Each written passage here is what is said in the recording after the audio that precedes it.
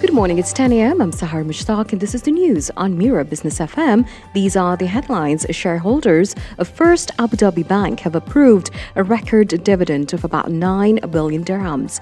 The decision was made at the bank's annual general meeting, according to the Emirates news agency WAM. The dividend equals 50 fils per share, the highest payout in the bank's history. The approval follows a strong year for the bank. Net profit rose 24% to about 21 billion dirhams in 2025.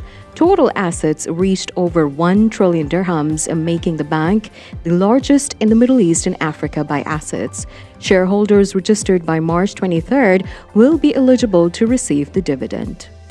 The UAE has announced a grace period for expatriate residents whose visas expired while they were outside the country.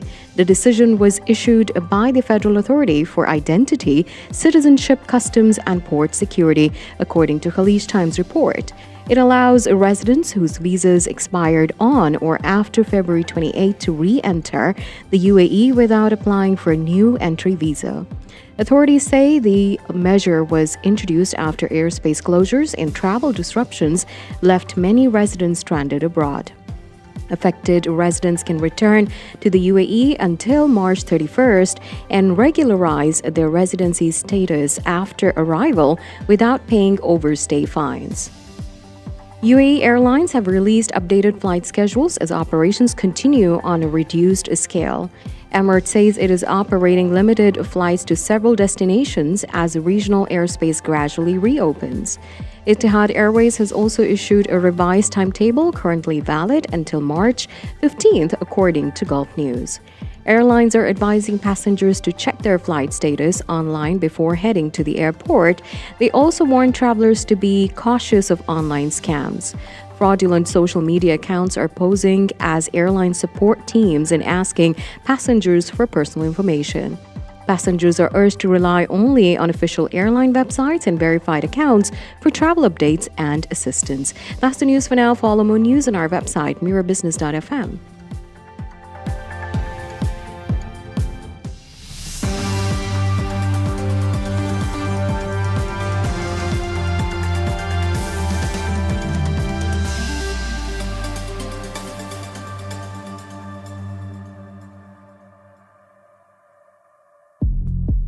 This is Mira Business FM. Good morning. It's the morning drive with me, Tim Elliott. Coming up, we're talking to Jeff Rhodes. New title, I will reveal all in a few moments. Talking gold next at Mira Business FM.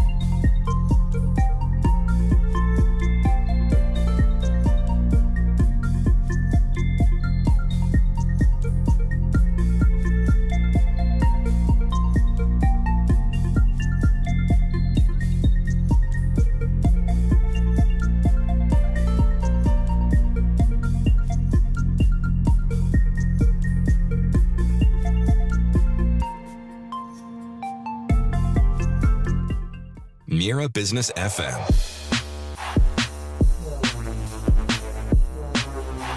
The sound of success. Welcome to the Morning Drive, and welcome to a gentleman who joins us regularly, who is the Managing Director for Business Development for the Middle East and Asia for Monetary Metals. His name is Jeff Rhodes. Congratulations. It's a new appointment. Much. It's a big title. It's a big title. Long. You tacked Asia on the end yet there. Yeah. That's a big old area. That is a big area, yeah. Middle East, Asia. So it's very good. Look, I'm delighted, and I think you hear a lot more of the name of Monetary Metals in the coming months and years. Actually, I think really, so. It's a fascinating business. It's all about leasing gold in, leasing gold out, but putting together people who have gold with people who need to use gold in their business. It's quite techie, which is way beyond me, but I'm really looking forward to it.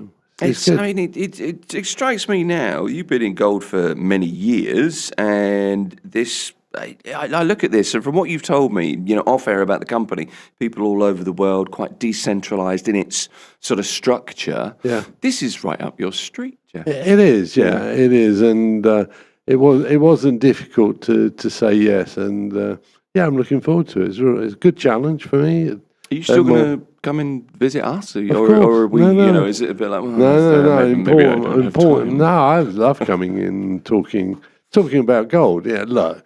Yeah, I'd be very happy to talk about gold for nothing, but fortunately, it pays the way. So, well, there's a benefit, I suppose. It is nice little byproduct for you. It's a good byproduct. Yeah. Honestly, you get to hear a lot about them. Honestly, in the coming months and years, particularly in the UAE. Well, be gentle with me when you come in, actually, because I'm learning and the leasing aspects of gold. But it'll be interesting to learn more, actually, because I think most of us look at gold as, it's jewelry, it's an investment, and there's obviously a lot more to it. It's so multi-dimensional, and you look at so many aspects, the financial aspects, the physical aspects, and the fact is, gold has been money for 7,000 years. Yeah. Whatever it is, 2,000 years. It's the original currency, isn't it, really? It wasn't actually. Silver was the original currency. It was silver, then gold. Okay. Yeah. 30 pieces of silver, Tim. That's true. And actually, that's kind of the focus for your life, silver and gold, isn't it? Silver and gold. It's been your love family. Forever. No, family. Yeah, family. But it used to be family Spurs, gold, silver. Did it really? Yeah. Now, but Spurs have been relegated. Spurs will be relegated. They will be the way relegated, it's going, unfortunately. Yeah. Well, look, keep your fingers crossed on that. Thank you. Let's start with gold today. I've still got my note at the top of my notes. I keep like a running thing over the course of the week. If something happens, I make a note of it. I've still got gold gained 64% in 2025 at the top of my notes. It's that kind of constant reminder of where we were. At the moment, you said last week gold's going to be between 51, 50, 52, 50, around about that, that's I think it was. And I would characterise the week as it's another week of Jeff Rhodes, the Oracle, because it's been exactly that, really. Yes, it has been. And this isn't so difficult. I think January was difficult, but we did well. We did. February was interesting. March has been pretty quiet. I think so many people have had to stand back. It was so volatile in January, particularly. I think it's kind of killed off a lot of the trading volume, and people are standing to one side. It's a bit like they've bought and hold. The buyers have bought and they're happy to keep it. The sellers are happy to just sell what they produce. So it's very much a standoff at the moment. I don't know whether you picked up on President Trump. Sorry, I should give him the seniority he obviously deserves.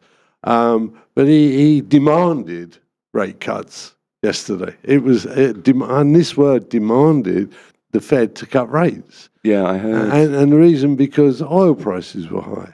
I think when oil prices go up and inflation goes up, you kind of raise rates. You don't cut rates. That would be the conventional wisdom. It's conventional, but I don't think we live in a conventional world anymore. And so, look, who would have thought oil prices going way above $100 per ounce and gold goes lower? That doesn't really fit the typical relationship between gold and oil. But it's the fact that rising crude prices means higher inflation, which takes interest rate cuts off the table. Yes. And it was those falling interest rates, or the perception of falling interest rates in 2026, was that key driver. For me, it wasn't geopolitics that took gold up to 5,600. It was the expectation of interest rates going towards 2%. Yeah. Now, at the moment, that's off the table, but how long for? Well, we don't really know. It's really in a holding pattern. That's been the phrase that I've used. I'm getting a bit fed up with me saying it, to be honest, but it has been that phrase always, because it is very much wait and see. Yeah, look, we can only, where we're talking to listeners and people watching us, we can only say what's going on. We'd like it to be a little bit more active. It's true. But it isn't. I think the jewellery trade is actually benefiting from the stability because, erratic price, volatility isn't good for the jewellery trade. So a nice steady eddy gold price, even if it's much higher than you would have perhaps liked, a steady market is good for jewellery. Well, it is. It's great for your inventory. It's great for your cash flow. You know what you know what's going on, don't Absolutely, you? It's something. absolutely. It's a drum that you've beaten in a good way in here many times. That it has been really tough for the trade. It is really tough, but I think there'll be a few smiles on the faces in the coming couple of weeks, because as we head into the back end of the holy month of Ramadan, demand for jewellery really picks up. You'll see the gold souks. I mean, I know it's difficult here at the moment, but nevertheless, I expect the gold souks to be really buzzing over as we head into Eid.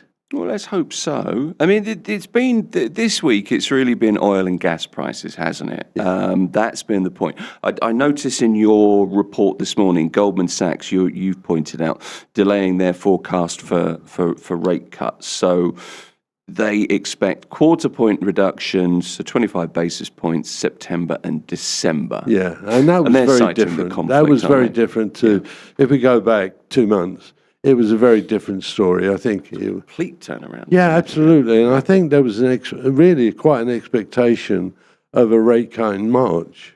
Yeah, and obviously it's not going to happen. At least I don't think it's going to happen. But let's hope everything calms down in this part of the world in the coming weeks. And then I think today's interesting, Tim. A lot of numbers out today. Okay. So the big one is the personal capital expenditure inflation indicator, which is closely watched by the Fed. Yeah. So there's numbers. There's personal income, personal expenditure. So it's a busy day for economic reports, and I'd say it's more about economics today than geopolitics. Which would be a change, wouldn't it? At the it moment, will be, yeah. I suppose, yeah. Okay. What do you expect? I mean, what would you like to see today? I would expect a price. I don't see it moving away from around 5,100. Actually, downside, 5,000. It's about 5,100 this morning. Yeah, I looked upside, at 8:30. Yeah. Even as we head into the weekend, insurance buying, although really you would think insurance buying because of geopolitics, with what's going on in the Middle East, but geopolitics now points to interest rates. So no, I think quiet. Really, I think it's going to be a quiet end to the week. 5,100, maybe a pass at 5,000, maybe. And then I'd see the price ending today, 5,200 tonight. But in gold terms, you are quite I mean, you're smiling at the moment. You seem. This is not an indicator, an economic indicator in any way, but it kind of is at the same time. You seem very chilled about things. No, I am actually, Yeah. and the reason I'm so chilled is that honestly, I'm enjoying living in a country where they just make everything so safe and making you feel part of. I don't know how you feel, Tim, but I feel as though I've been taken into the UAE as part of the family. I have many clients, and particularly one client, who keeps saying to me, "Don't worry, you're not alone. You know, you'll be with your family." And honestly, so I'm chilled. I think I couldn't be in a better place, frankly. No, I mean, I'm with you on that. I feel sort of generally quite positive. There's the feeling at the moment is concern to an extent, obviously, course. because things are going on. That's natural. But I don't know anybody that's left. No, absolutely. And I think that's a strong indicator. Look, I'm due to be travelling on the 20th of March, and I'm almost kind of caught in two minds with that because I don't really want to leave. I'm only going for a week, by the way, so it's maybe 10 days. But I am caught between, do I really want to leave? I really feel safe and comfortable here. Do I really want to leave? But I've got to because it's part of the job, part of my new job, Tim. Well, it is, I know. And you've got to fulfil that Managing Absolutely. Director, Middle East and Asia Business Development title, of course, haven't you? Let's talk quickly about silver because, I mean, silver, my observation would be it's kind of following the gold trading pattern, isn't it? Yes, it typically follows the direction of gold, but always does more in whichever way it's going. But, you know, the number of days we've seen silver trade more than 10% this year is really probably double figures. And so it is that volatility that's not going away. It feels a bit heavy. It does. It feels as though it wants to trade maybe between 70 and 80 rather than 80 and 90. Right. But it's difficult to tell. And it really does depend on energy costs, industrial demand. Really, it's an industrial precious metal. I think the kind of monetary side of it is going to track gold and stay with gold. So, and I don't see that I don't see silver going far from where it is at the moment. Just in case people think I'm getting flaky, I'm not. Okay, I'm just talking about what's going on at the moment. As when we head into Q4, we'll be talking about $150 silver and 6,500 gold. I'm convinced. You have said that, and you've consistently said that. The other thing I noted I think this was your Wednesday report this week. If the tension in the Middle East does come to an early conclusion, you expect silver to rally pretty quickly to 95. Yeah, I do. It's all about crude prices. Yes. We need crude prices above 100 for any length of time is really inflationary and difficult for industry, and so therefore it could mean less demand for silver. But fundamentally, every year more silver is consumed than is produced. So that tells me one thing, that silver over time can only go one way. When there's more demand than supply, it's the economics 101, prices go up. Yep. And eventually that will happen with silver. And copper. Well, maybe we should look at copper. Well, tell me then. Yeah, copper is very much the sister or big brother to silver, because when you dig copper out of the ground, you get silver. It's very much a byproduct. So they're linked. And I think gold, silver, when you're looking at gold and silver, keep an eye on copper, because copper gives you an early signal on industrial demand. Okay. Then silver follows copper or follows gold. It depends whether silver decides to be monetary on one day or industrial on another day. It really is this kind of split personality that makes silver, for me, so volatile and so fascinating. Do you know what was running through my head when you were talking then? And I listen. I try very hard to listen. I genuinely do. I don't always understand everything, but I listen. That's not true, Tim. But I was thinking, this is almost like being, and I mean this as a compliment, this is like being in a lecture at university or something that you actually want to be in.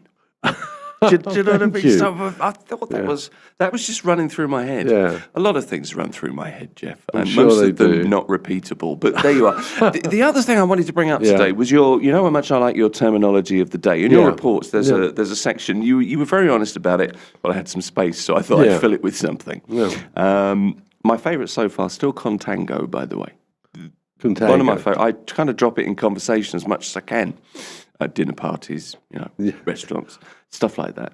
It's the market situation where the price for future forward delivery is greater than the spot price. So it's brilliant. It should be a dance. Sadly, it's not, but maybe it could be at one point. Today, we've got good delivery, grain, an early unit for the weight of gold, granules. But this, and I've always associated this word with horse racing more than anything else, and it is the guinea. Yes, of course. Right? I had no idea. 1,000 guineas, 2,000 guineas. Yeah, it's like horse Kempton racing. today or Ascot today, whatever. That's what I've always seen it as. But it's your explanation of that. And I didn't know. I know it's a coin, but I've no idea of the value. Yeah. I don't come from the old money time. I'm just decimal and metric. 21 shillings. 21 shillings. There you go. A golden guinea. So it's a nominal value of £1 sterling. First issued 1663, and it's named after gold from Guinea in West Africa. Absolutely. That's fascinating. It is. And with those guineas, with the coins, of course, being produced by the Royal Mint Right. in the UK. Okay. The world, you know, when the Royal Mint was first printed, made its first gold coin, 886. It's the oldest mint in the world, and fortunately for me, it's one of my clients as well. You have a long association with the Royal I do, Mint, I know that. So unofficially revalued the guinea, at, as you said, 21 shillings at the great recoinage of 1696. I loved it. This is you as a kind of you can't make this professor up, can you? again. No, I can't. I'm reading. This is not from memory. Yeah. A value confirmed in 1717. The coin has a fineness of 916.6. And a fine gold content of approximately a quarter of a troy ounce. Yeah, I had no idea. I've always just thought it was a and coin for a horse the purity, the 916, is a sovereign. A sovereign is 916 pure. Of course it is. Okay, Yeah, I do kind of vaguely know, but 20, people would more understand it as 22 carats. So. Yeah. I feel like I've learned something today about the guinea. So thank you. Absolutely. You could maybe sell these reports a bit more widely. Maybe we'll go on we'll set out a campaign when to I get your first did reports out. this glossary of terms, Yeah. I was the chairman of the Public Affairs Committee of the London Bullion Market Association, and I would add the founding editor of its trade magazine called The Alchemist. That was back in the 90s. I remember. And as part of my role, I decided to create a glossary of terms. Spent a long time doing it, and any kind of terminology that was relatively important or interesting for the bullion market. So, and now I'm using that glossary of terms when I need a filler. There it goes. Well, I mean, you say that, but I think it's more than the Look, I worked for a financial magazine for a long time, over a decade, and we used to do little supplements to the magazine, and they would be free or sponsored, whatever it was. But we used to regularly do a glossary of financial terms. And the number of people, the response that got, in all honesty, was far better than the magazine, because it's useful. Yeah, there's more to come. I've got to get to Z. We're only at G. We're only at G. We've still got quite a lot to come. But I'm glad you enjoy it. I actually think it's quite fun. Well, I feel like if you learn something every day, then and it's a it good can day. it can be boring, talking about gold and silver. Actually, it can't be boring about talking about gold and silver. But sometimes you need a little bit. It needs to be a bit more light-hearted. So. We've had Fool's Gold, of course. I like that. That's my other favourite. You're still not going to get to the heights of Contango, but, I'm hopeful. Contango's great, isn't it? Contango's Backwardation is good, Tim. Oh, I like that. You've used that a few times. Yeah, backwardation. Yeah. Okay, well, so we've done the broadcast bingo today. We've ticked our cards off. Yeah. And Jeff, lovely to see you. Jeff Rhodes is, let me just go back to that, get this right, Managing Director, Business Development, Middle East and Asia at Monetary Metals. Thank you, Tim. Appreciate it. It's Mira Business FM.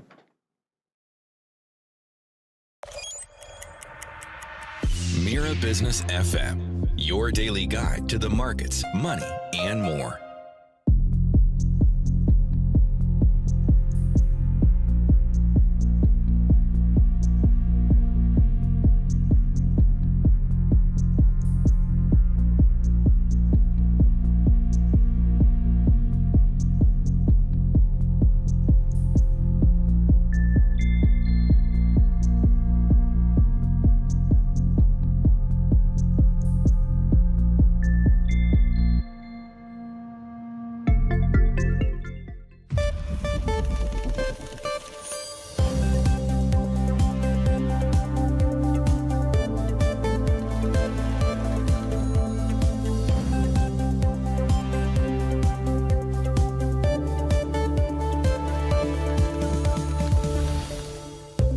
Good morning, it's 10:30 a.m. I'm Sahar Mushtaq and this is the news on Mira Business FM. These are the headlines. Emirates says it is operating limited flights to several destinations as regional airspace gradually reopens. Etihad Airways has also issued a revised timetable currently valid until the 15th of March. Gulf News says today airlines are advising passengers to check their flight status online before heading to the airport. They also warn travelers to be cautious of online scams. Fraudulent social media accounts are posing as airline support teams and asking passengers for personal information. Passengers are urged to rely only on official airline websites and verified accounts for travel updates and assistance. Gold prices rose today as the U.S. dollar weakened, according to the Emirates News Agency WAM. Spot gold climbed to around $5,100 per ounce. U.S. gold futures for April delivery traded near $5,120. The weaker dollar made gold cheaper for holders of other currencies. Other precious metals also gained. Silver rose to about $85 per ounce. Platinum climbed to around $2,160. Palladium reached about $1,630 per ounce. Air India and Air India Express are operating 78 special flights today. The additional services are between India and the UAE and West Asia, according to Gulf News. The carriers continue their scheduled services to key destinations, including Jeddah and Muscat. They are also flying multiple non-scheduled flights across the UAE and Saudi Arabia to meet passenger demand. Passengers are advised to check flight status before traveling.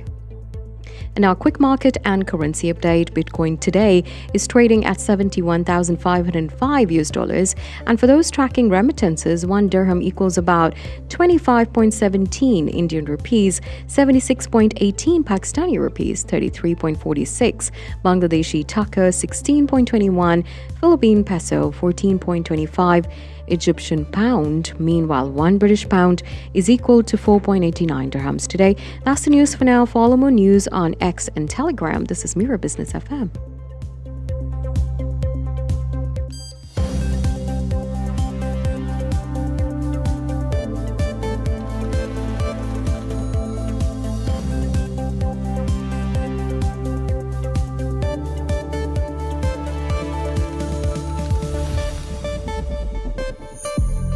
This is The Morning Drive. It's me, Tim Elliott, here at Mira Business FM. Next up, we're talking to Tom Hill, who is the Director of Group Charter Global at Fly Victor.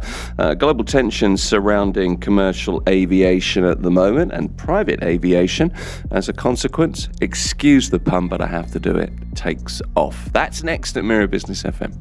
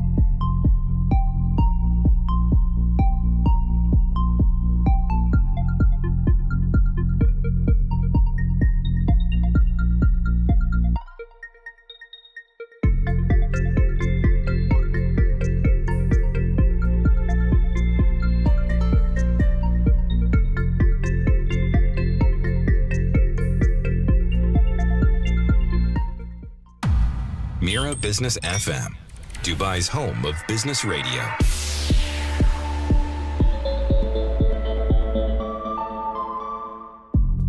It's Mira Business FM, the morning drive. Geopolitical tensions rippling through global aviation. Private jet operators, on the other hand, seeing a sharp spike in demand, with commercial routes disrupted and uncertainty surrounding major air corridors. More travellers are turning to private aviation because it's obviously more flexible. There are the security bonuses, I suppose, and of course the reliability. So to look at what's driving the surge, how the private aviation sector is responding, whether this is a shift that could perhaps reshape premium travel even after the current crisis subsides. We're joined by Tom Hill, who's the Director of Group Charter Travel at the private jet charter provider Fly Victor. Tom, thank you for coming on this morning. Good morning, Tim. Thank you so much for having me on. You're very welcome. Look, I've read of a 19% increase in private jet departures to Europe since February the 28th. Is that accurate is one part of my first question to you. And just how significant, if you can more broadly give us an idea of the significance of this surge in private flight demand and how it's been since, obviously, we've seen tensions escalate. Yeah, definitely. So just on your first point, I think that's probably around accurate. In terms of the amount of requests Victor have had, we've seen around a 500% increase in requests if you look at the same period in 2025. So it's certainly been a busy time, and a lot of people are kind of calling in, messaging us because they want to have an idea of, can they get an aircraft? What sort of lead time are we looking at? Should there be, cancellations or anything like that with scheduled service flights? So what are the main, this seems like an obvious question, but there is a point to it, bear with me. What are the main reasons that clients are shifting from commercial to private charter now? I mean, if you have to be somewhere, you have to be somewhere, but there's also the point that this is not really the switch to luxury, is it? It kind of mirrors the scale of the commercial disruption that we've seen. Yeah, definitely. I'd say the main driver has been kind of having that backup plan in place. So a lot of the demand we're having at the moment, especially on the group charter side, is corporations who have staff all over the region and they just need a backup plan. So for all kind of service continuation from their side, that if they need to relocate a team so they can keep working, that's been a significant driver. But it is that flexibility. As you said before, it's not necessarily everyone wants to rush out on a luxury aircraft. It's knowing that they can get from A to B, because naturally there's been service disruption with the scheduled airlines. So that's where kind of flat private aviation comes into it. So, and it gives that flexibility, and it means that if a flight is cancelled, scheduled flight or disrupted, they have that kind of option to lean back on a private jet if required. As you can appreciate, these large commercial airlines they've had a surge in demand, but also there's a lot, they're focusing on key trunk routes where they can focus on getting people out. So private aviation gives that flexibility to say, right, we can get to this airport this time. But that said, Tim, there are still, like commercial airlines, there's still a lot of operational variables in the private jet world, because these variables affect commercial airlines and private airlines. So, for example, if airspace might temporarily close, airports might close with short notice. This could be 30 minutes or a few hours. We have things like the permit lead times. So we can't just fly a jet straight away. We need to probably position one in mainly from Europe. And these permits for certain countries in the region can take several days in a kind of normal circumstance to obtain. But the CAAs have been working to fast track these applications to make sure we can move these groups at relatively short notice. But we've been advising clients that the lead time for charter flights, a sensible lead time, is between 36 and 48 hours. So it means they can get where they need to be, and in the background we can get all the operational side in place, whether that's positioning the aircraft down to the region or getting the permits in place to operate the flight. Okay, and it's such an unusual time, isn't it? And we've got this backlog of passengers. Dubai, in particular, of course, is a hub, a commercial aviation hub, and that backlog is huge. So new bookings are virtually impossible. There is obviously a waiting list, let's put it that way. So private charter comes in there as well. Yeah, exactly. And to your point, it's not necessarily just this region, it can be all across an airline's network. So we've seen a spike in demand from also places like Egypt. We've operated flights from the Middle East as well to move passengers who have kind of had schedules affected. So it is a global impact, if you like, on people. If you can reach neutral hubs, or, I use that under advisement with the old speech marks, of course, like Istanbul or Athens or I suppose Cairo as well, then people are using private charters to reconnect with the commercial network. Is that one of the ways it works? That's exactly right. So we've had a lot of flights operating from places, or to places like Athens and from places like Cairo, because this is where scheduled and private can work complementary, where if we can get them to a hub airport, there's a lot of passengers who are in the US, for example, then we had a charter flight from Cairo to the US, so we had 250 people taken from Cairo back to the US. So you're kind of seeing both sides of the industry really working together to help people get to where they need to be. I'm interested in chatting to you, Tom, for a reason, a very simple reason. I'm not a private jet guy this morning, so I'm using this as a learning experience with you. If I ask daft questions, all part of the job. What are the regions, or are there certain regions or routes that are seeing the biggest spike in bookings at the moment? Yeah, I think Muscat in Oman has been kind of one of the hubs for departures because it's relatively easy for people in the region to get there. Right. We've had a lot of departures from Saudi Arabia, again, relatively easy to get there. There's aircraft in the region, so we can activate quite quickly.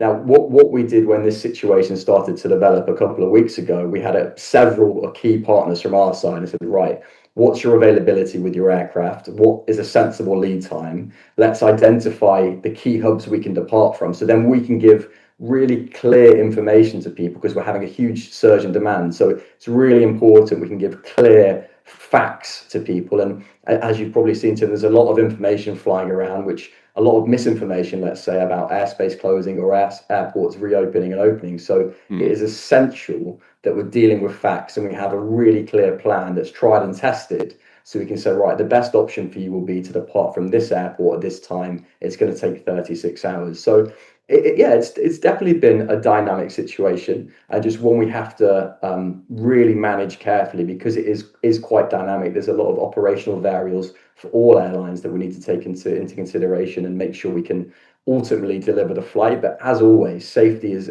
the number one priority. So no airline, whether that's private or commercial, is going to be operating if they think it's at that time not safe to do so. For sure. The term air corridor is becoming part of the vernacular. It's pretty familiar to all of us, certainly over the last couple of weeks. And I guess traditional routes from this region aren't available, but there are options, still around, aren't there? I've been reading about the northern route and the southern route. Can you shed some light on that?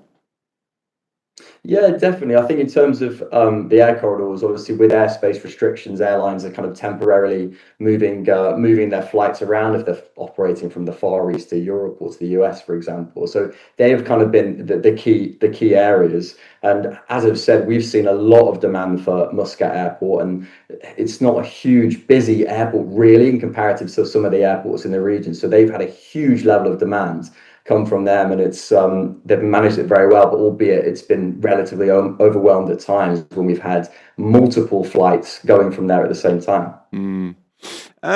How quickly can the private aviation sector scale up when something like the geopolitical events, the tensions that we've seen, disrupt commercial travel?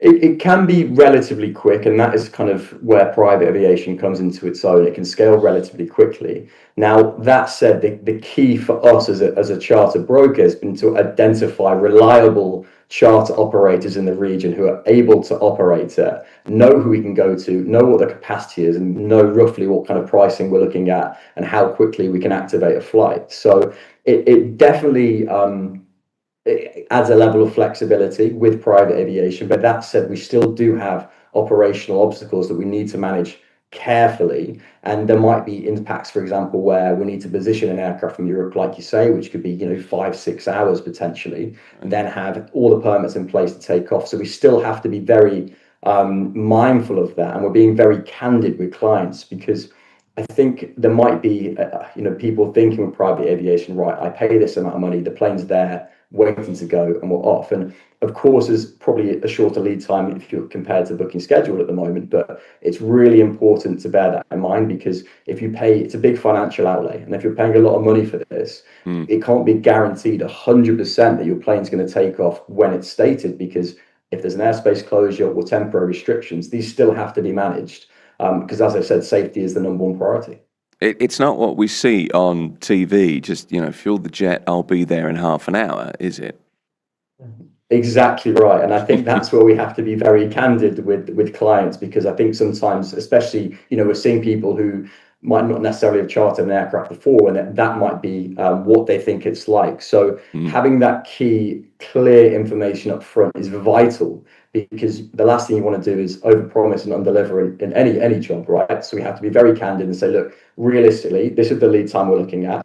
We will let you know if there's an opportunity to expedite that and get you out sooner, but plan for this. It gives you enough time to be where you need to be, and us to make sure all the operational side with the airline are in place for you.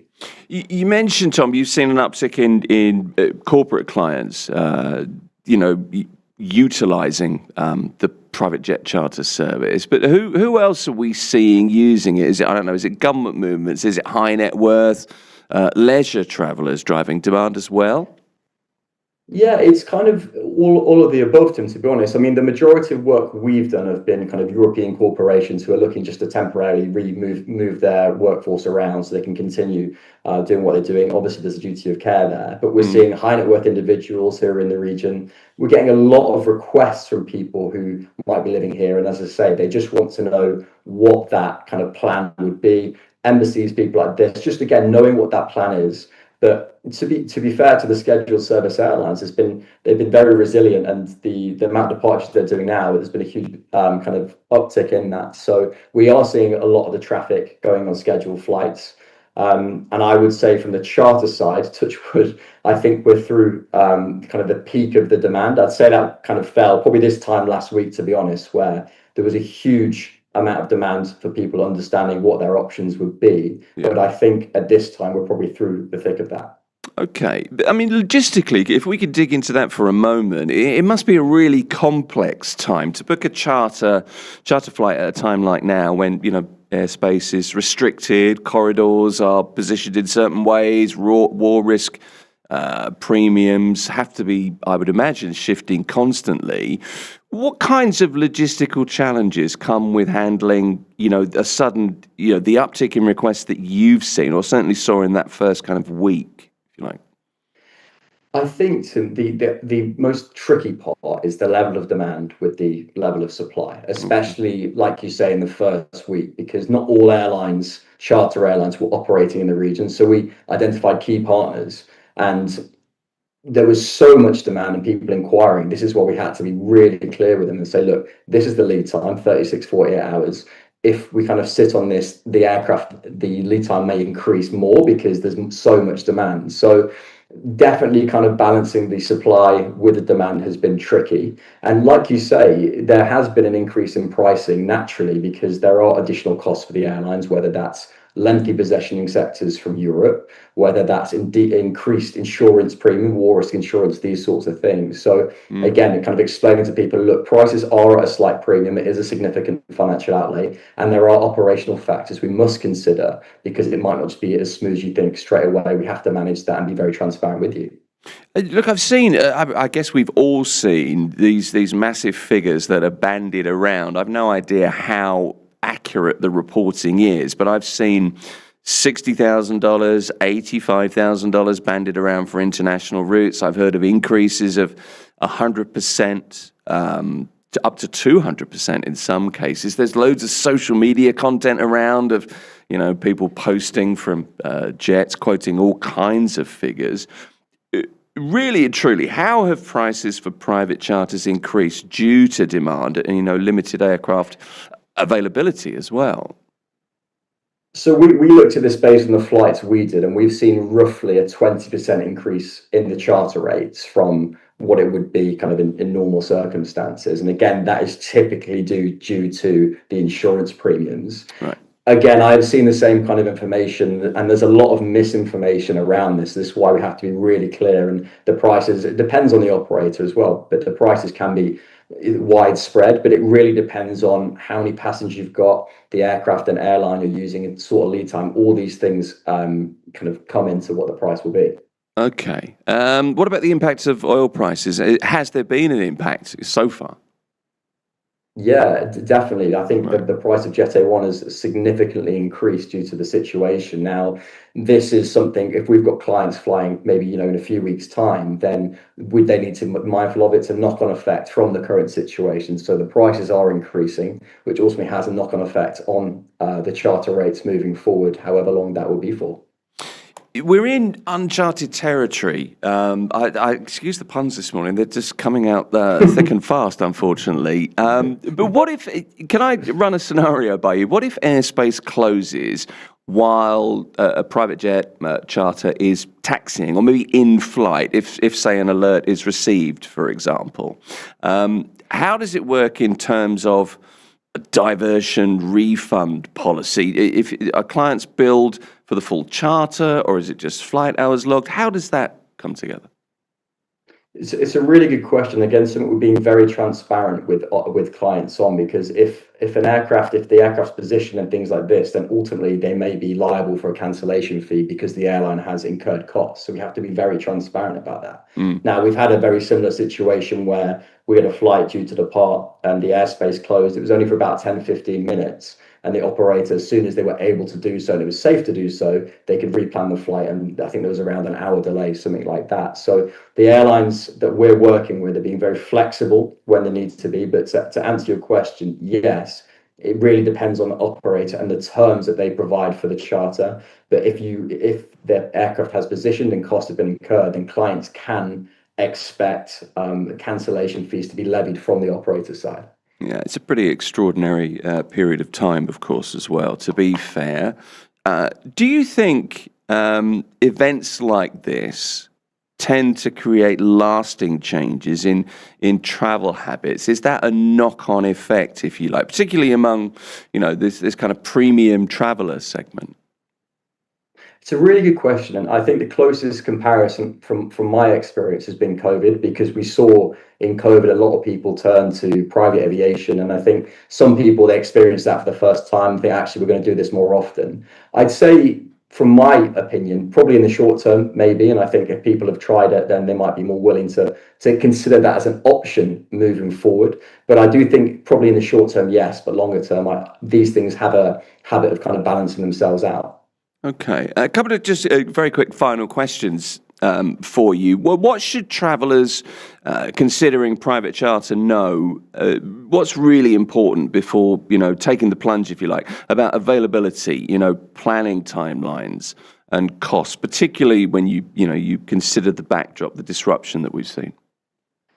Yeah, definitely. I think obviously only fly if it's the best option for you and your circumstances. And speaking with a reputable company, understanding what the best departure point may be, whether that might be Muscat, for example, or Riyadh at the current circumstances, ensuring that if you are going overland, you've got the relevant visas and permissions to do so, and having a real clear understanding of when do you need to be departing, because it could be 24 hours, for example, if we've got an aircraft in position, or it could be 48 hours. So having a clear understanding of what the timelines would be, understanding, obviously, this is a significant financial outlay for most people. So understanding that there are potential risks around cancellation, there might be items to consider around permits, all of these things. So having a real clear understanding of what the cost is, what the variables might be, and having a very clear plan in place. Final question for you, and I you've mentioned COVID, which I guess, and with a lot of the people that we've spoken to over the last couple of weeks, COVID and that period is also has almost become like a test case almost for the situation that we see ourselves in now. And there were lots of lessons, I think, learned from that. You've referred to the time a couple of times as being dynamic. From that, I take really unusual, quite hectic, and this has been a trying time, I suppose, in some ways. But how resilient is the private aviation sector when global travel is under such a volatile kind of umbrella? It's almost the new normal. I know that's a stretch, but I think you know what I mean. Yeah, I completely understand. And look, I've done this job for over 10 years, and I think the key thing is there's always been something, right? Whether it's geopolitical issues or whether it's COVID. I would say, of course, that private aviation, it is relatively sensitive to geopolitical situations, but it has naturally always kind of bounced back and been relatively resilient because like I say, these can be corporations flying, and these can be sports teams, high net worth individuals, governments as well. So we can expect obviously some volatility short term. Not every couple of weeks in private aviation is like this, just to be clear. I'd say kind of naturally it is very sensitive to what's going on in the world and oil prices, all of these things, because that will have a knock-on effect with pricing. And some people might say, well, I was looking at flying from the Middle East to the Bahamas for my holiday this year. Maybe I'll fly on a scheduled flight. So it is sensitive. But as I say, from my experience, the private aviation industry has always bounced back strongly and it has been very resilient. It's amazing how interconnected we are as a world now, and the knock-on effect from so many different events impact us in so many different ways. It's been really interesting to talk to you, Tom. I feel like I know a little bit more about private jet charter now, so I appreciate it. Tom Hill, Director of Group Charter Global at the private jet charter provider Flyvictor, with us this morning. Thank you, Tom. Thank you, Tim. Thanks for your time. Appreciate it. This is Mira Business FM. It is the morning drive. Coming up, we're talking cars once again. It's another edition of Luxury Breaks. Joining me in the studio, Jacek Ziemek from X Motors, talking F1, the new Ferrari. We're talking about a Chinese 4x4 that has beaten some of the biggest 4x4s on the planet in tests. And are Porsche considering a new supercar above the 911? There's a question coming up at Mira Business FM.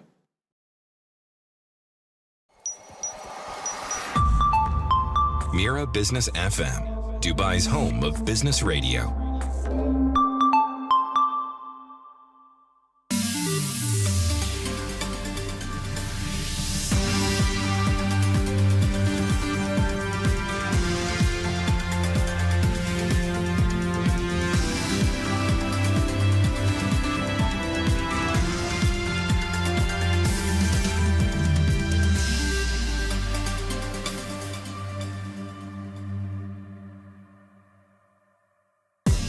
Good morning, it's 11 a.m. I'm Sahar Mushtaq and this is the news on Mira Business FM. These are the headlines.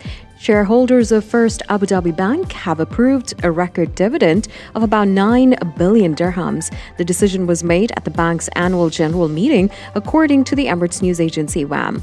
The dividend equals 80 fils per share, the highest payout in the bank's history. The approval follows a strong year of the bank.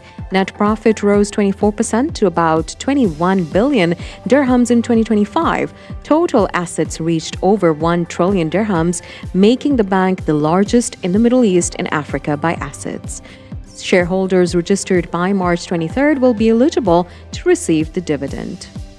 The UAE has announced a grace period for expatriate residents whose visas expired while they were outside the country.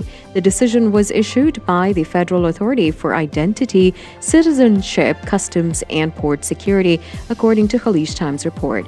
It allows residents whose visas expired on or after February 28 to re-enter the UAE without applying for a new entry visa. Authorities say the measure was introduced after airspace closures and travel disruptions left many residents stranded abroad.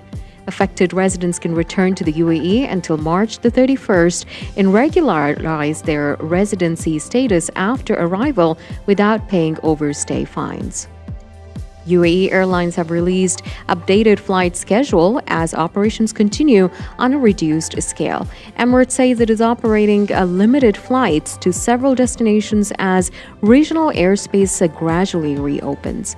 Etihad Airways has also issued a revised timetable currently valid until March 15th, according to Gulf News. Airlines are advising passengers to check their flight status online before heading to the airport. They also warn travelers to be cautious of online scams. Fraudulent social media accounts are posing as airline support teams and asking passengers for personal information. Gold prices rose today as the US dollar weakened. Spot gold climbed to around $5,100 per ounce. US gold futures for April delivery traded near $5,120. The weaker dollar made gold cheaper for holders of other currencies. Other precious metals also gained. Silver rose to about $85 per ounce. Platinum climbed to around $2,160. Palladium reached about $1,630 per ounce. The United States has issued a new 30-day Russia-related general license, according to Reuters report today. It allows countries to buy Russian crude and petroleum products already stranded at sea. The license covers oil loaded on ships by March 12th and lasts until April 11th. Treasury Secretary Scott Bessent said the move aims to stabilize global energy markets. The license does not cover new Russian exports. It is described as temporary and limited. Oil prices fell in Asia trading after the announcement. That's the news for now. For more news, follow us on our website, mirabusiness.fm.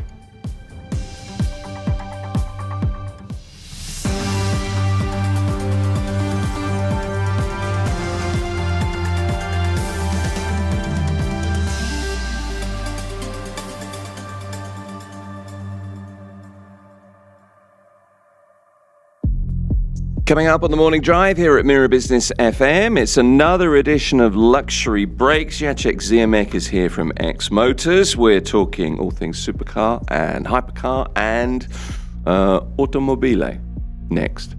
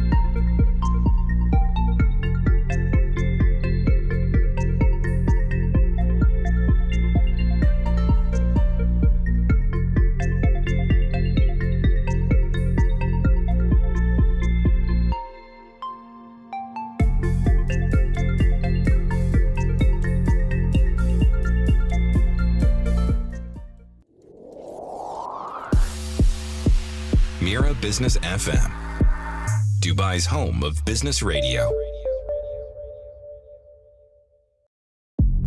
It's the morning drive. This is Luxury Breaks, our delve into the supercar, hypercar world. My guest, as always, is Jacek Ziomek. He is the man from X Motors, knows more about cars than I ever will. So it's good that you're here. Nice to see you. How's life? You look well. Smelling very good today, I have to say. you. As the waft as you walked past, I thought, I'm digging that. Part of the automotive. Yeah, well, is that what it is? Yeah, I have a special, special perfume mixed with the petrol. Okay. Yeah, okay. I thought you might. Look, there's actually a lot to talk about today. I don't know if we're going to get through everything, but you sent a story this morning, and I wanted to start with it actually because it's interesting. And I know that Formula One is very close to your heart. You're a huge fan, sure, and that's fine. But this is BYD. Waking up in the middle of the night. You do that as well. Yeah, I know. Yeah, you are a super fan. So BYD exploring perhaps joining Formula One. This is Yes. the world's largest electrical vehicle manufacturer thinking about becoming a Formula Yeah, One team. but we have two new teams in the grid, like a Cadillac and Audi. Yes. But Audi bought Sauber, is that right? they finished the first race with a point, so it looks promising. Okay. So that Doesn't look bad. okay. What about Cadillac? I'm only asking. He's like, what do you expect? Nothing special. Nothing Let's special. say, So nothing far. special. It's they're trying to grab some part of the American market because Formula One is becoming very popular in both Americas. Okay, it's a smart move, but it's a hard job. Okay, fight with red guys, black guys, navy guys. I mean, Red Bull, Mercedes, Ferrari, I know. and also, of course, McLaren, Yeah. which is not so powerful this season. Okay. It looks. It's not easy, really. How big of a job is it I mean, you may be the world's largest electric vehicle manufacturer. You see lots of BYD See, you cars on can the you road. can see the two ways which two different teams goes through in a Formula One. Cadillac started to build the team from the scratch. Okay, Audi bought Sauber, But that's what I thought. Yeah, that's what I'd read. well-known F1 team, and took their own experience and their experience and mix them together. So it's a better way, I think. Okay. Starting from the scratch is very, very hard. So I think the proper way for BYD would be buy one of the existing teams than to create something from the scratch. It's a similar story like we're talking about building a proper, good car, good sport car, racing car in China. It's very hard if you don't have a proper experience. Of course, any team is worth as much as the people who are working there. Yeah, but it's also $1 billion investment to kick off. It's not about a the money. team. It's not about the money. It's always about the money. It's always about the money, but remember about the finance cap. Okay. So you cannot spend more than they allow you to spend. How much of a struggle is it to jump from becoming an electric vehicle manufacturer to moving into something like I Formula? think they This is want- the pinnacle of motorsport. Yeah, right? we have a now 50-50 EV and the petrol energy in the modern Formula One car, right? So that's the hope for them, I think. I see. Okay. And they are manufacturing also petrol cars, but hybrid cars as well, right? So they want to join to this, let's say, race, be inside to promote themselves on the different markets. So there could be the 12th I think it team, happened right? intentionally, this information, because we have this weekend we have a Chinese Grand Prix. Well, and there is also a Chinese. There's one Chinese driver, isn't there? One of the Cadillac drivers. I think he's a reserve driver. Yeah. He's been in the sport for 3 or 4 years. Yeah, I know that as well. So it's clearly something that's kind of on the they're it's on trying the horizon. to join to this race. We'll see. For sure, we will find the advertisement of the Chinese brands on a Chinese Grand Prix. How do you feel about that? Because you're not the most complimentary person when it comes to Chinese cars. I have to ask. I think it's not an easy job, really, about the It's Formula tough, One. isn't it? It's you have a really experienced guys against you, Mm. and they will do everything to fight. And the FIA have very, very strict technical, they have very strict financial, real strong governance requirements Yeah. before you can even get onto Remember, the grid. we were talking about the advantage of Mercedes before the season start. Okay, Yeah. it's clearly visible. Yeah, No. okay. It's clearly visible, but the rules will be changed. So the compression of the engine should be measured at the proper temperature level. So it will damage a bit their advantage. But it should happen in the middle of the season. So until mid of the season, they can collect so many points, so it won't be so important. But it means growth of the sport as well. So, I mean, strange things happen in competition. Yeah, Jack, I suppose. You saw the Max Verstappen accident? I The qualification. Yeah, I did. Actually, I did. That's one of the things I have seen. You know what was the reason? Go on. Software. Oh, really? The software Okay. blocked the rear differential. Okay. The software, which is responsible for getting back the energy from the brakes, from the wheels to the battery. That wouldn't have happened to Mario Andretti in the 70s, would it? It's the only name I've got in my head. Yeah. All right, well, that's the story we'll follow, because at the moment these are reports, Okay. but it looks very likely, doesn't it, that's going to happen. Let me ask you about the new Ferrari. I sent you this yesterday. So we're looking at a new version of the Ferrari 296, even more powerful, 880 horsepower.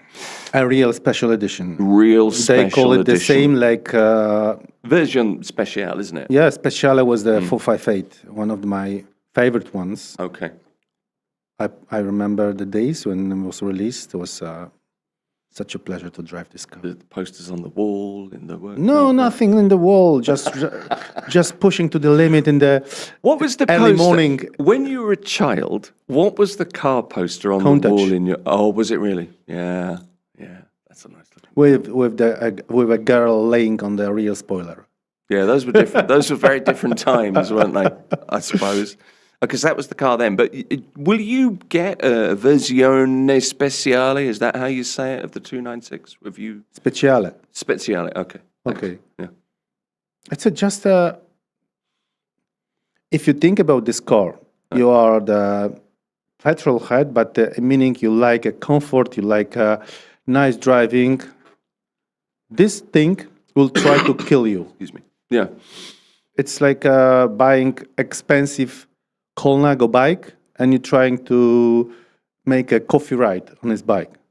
This is done for different purpose. Yeah. It's amazing, but you have to be able to feel it and use it. For collection, yeah, sure, of course. For investment as well. Great idea. Yeah. There's going to be a coupe and a convertible as well. The idea is always to build a limited edition of coupe and then even more limited edition of Spider, Right. Okay. which raises the price more. Yes, for sure. Any ideas when that's going to come? Have you got an option to purchase this? Is there something that's going to appear? We are staying in the line. You are in the line. Okay. So this might be something that you're going to be sharing. Yeah. Our place is almost ready, so Okay. All right, then. So at least we know. What else can we talk about? Oh, this was the other story I wanted to bring up with you. And I don't know how much truth there is in this, but this is a report where people are reading between the lines of Porsche's new boss, Michael Leiters. It's time for that. You think so? Definitely, it's time for that. Well, the headline is whether Porsche is considering a new supercar above the 911. Yeah. Like it was 918. Yeah, I mean, this would be a whole new vehicle, a whole new. They have to remind to everyone, guys, we are here. Okay. We are considering, says the boss, this is Michael Leiters, the new boss, used to be at Ferrari. We're considering the expansion of our product portfolio in order to grow in higher margin segments, which is the point in the direction. In Even doing though so, they already are there. Even though they are, yeah, but I mean, it points specifically, doesn't it? Specifically. We're looking at models and derivatives both above our current two-door sports cars and above the Cayenne, the SUV. They see what's going on in the market, the Testarossa, F80, okay, Speedtail. So they want to just get some slice of this cake for themselves as well. So this is potentially another level up from the 911. So this is competition for some of the big supercars. This is hypercar, but the problem is they are always announced with a high price, but they don't keep the price as Ferraris. If you please try to compare, you have a P1 McLaren, okay, 918, sorry, and a La Ferrari, and compare the prices right now. So give me an idea of the prices right now, because I don't know. I mean, I'm immediately Porsche thinking... is like a 5 million, McLaren is like 7 million, and the Ferrari is 15 million. Okay, it's a huge differential. Yeah. Yeah, okay. Even and in if investment it's terms, the same. If it's the most problematic, because the Porsche 918 is like an everyday car. There are no issues. This is a perfect car, giving you pleasure of driving, but the brand decides. Okay. You often use that phrase, a perfect car. And I know what you mean by that. You mean the driving experience. Okay. Don't you? That's kind of what you're getting The perfect to. car is the car you like most. That's the perfect car. Because the thrill it gives you when you're driving it. Okay, for me it's different car than for you. No, for sure. No, but I mean, is that what you mean by that? So that when the smile it puts on your face when you drive it. Is that? Okay. Yeah. It has to be wild. if you are able to keep it in a proper way, 100% of the time of driving, it's not wild enough. Okay. All right then. But it's the simplest is a muscle car. It's always out of control a bit, okay? In a proper, not say proper isn't a good word, just a regular price tag, and you can use it for every day. With a Ferrari, like this 296 Speciale will be, if you turn off all the systems, okay, first to pray, to drive. See, I don't have this experience because in my car I put my right foot down and it takes a couple of days to get up to speed. So I just got to chugging along and the cyclists are going past me, a couple of gardeners. It doesn't work for me. But I'm with you. I mean, it's the smile it puts on your face. But it's a particular thing, it would be a perfect car to make around in a JBR over raving in the car. Yeah, okay. Well, I ask you that because you mentioned something, and I was kind of surprised that you mentioned. I sent you a story yesterday about this new twin-turbo Toyota GT. The long-bonneted thunderstorm was the headline. Okay. Right. Okay. But you said, again, you used that phrase, it's a perfect car. I mean, to me, it looks great. Massive long bonnet, very cool-looking car. Quite a retro-looking car, I think. Almost 60s in its design. Once ready, we can say how good the car is, okay? The long bonnet means someone did it in a proper way. Okay. Because, of course, the mid-engine car is a perfect one, like a new Corvette. But front engine, rear gearbox is still classic solution. Well, this is a... If you see the photos of the interior, it looks kind of, I call it Toyota style, okay? Okay. It's not expensive, it's not the modern, it's like some touch of 80s, 90s. I see some touches of the Toyota Celica inside, if you know what I mean, if you remember this car. I do remember it, yeah. So that's a familiarity thing, isn't it? That's a feeling thing. Yeah, kind of feeling. Yeah. That's a very conscious decision. And the guys decision. who were using Celica those days are probably rich enough right now to buy those cars. But they're kind of the target market. Yeah. 30 years later. Yeah, okay. So 4-litre V8 twin-turbo, rear-wheel drive, and a glancing blow from a mild hybrid system that's small enough to barely count as electric, it says here. I knew that wouldn't be a happy place for you. But very, very quick car, and just an all-new super sports car. But you seem genuinely Okay, we quite can excited. say Toyota is doing the best hybrid cars in the world, I think. Most reliable. So Most maybe tested it's technology, not for that sure. this mentioning it's a hybrid is not important in this way, I think. No, it's just that it's there. I mean, it's there, isn't it? Quite a light car It's as well. without a hybrid system, this car would be like denying all the marketing and the technology of Toyota, right? They have to fix it like this. What about the Lexus LFA? It's another story I sent you yesterday. LFEV. LFA, BEV. Yeah. Exactly right. What do you think of that? Wasn't never a fan of LFA. Okay. Because this was the sports concept car, wasn't it? Originally, this was what it was kind of known as. Is that right? It was exciting project. It was okay, which has a lot of fans. I'm not one of them. Okay. If you give me a choice of V10, if you're asking for the V10, I'm thinking about the Lamborghini. Right. Okay. And as an EV, not remotely interested. I love it. I always know when you do that. I'm not even going to answer that question. I'm just going to look to one side. I'm with you. So that's not as exciting as the Toyota, the GR-GT. To you. It's as much exciting like any other EV. Okay. Mm-hmm.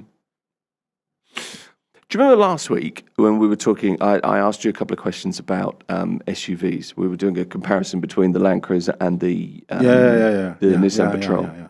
And you were actually on the side that I kind of thought you would be. But there's another story this week, and this is the, what's the car? It's the GWM Tank. So it's kind of it's a Land Cruiser sized car. It's a big SUV. They've been testing a load of different SUVs in Australia. And it's an online automotive site called Car Expert. It's probably the biggest car site in Australia. It's a very popular car site. And they're quite big, so they have a budget to do some quite big stuff. So they brought in, I think it was 9 different SUVs and tested them under certain conditions. And the most successful was a Chinese SUV, the GWM Tank. Surprised a lot of people. Because of? Well, there were lots of different tests. It's kind of... How much they paid to them? I understand that there was no payment made at all. I will tell you about my observation from the Dubai streets, okay? When you see the Chinese car from the behind, from your car, okay? Yes. Try to take a look at the structure of the body. How unstable it is. It's delicate folds, which means it's very thin, which means isn't the proper quality. Same if you have glasses in a Chinese car, they are not straight to each other. If you're driving behind a Porsche or a Mercedes or BMW, okay, everything is in a place. So they compromise the quality. I don't see that. I don't see it that way. That's why they won. Really? Yeah. But I look at them and I don't. For you, it doesn't matter. For you, it scrutinize them doesn't enough. matter. For you, it doesn't matter, right? It's like a dirty shoes, right? Is it? Okay. I'm not asking about yours, but some people don't care. Sorry. Yeah. No. Okay. No, I get that. No, but no, I do care. But I look at a lot. I drive around Dubai a lot, and I see lots of Chinese cars. We all do, but I don't see any. I don't see anything that I perceive as being a particular dip in quality. You're staring. You're not seeing. It's only a perception. No, I mean I'm not scrutinizing. I'm not driving one. I'm not talking about driving.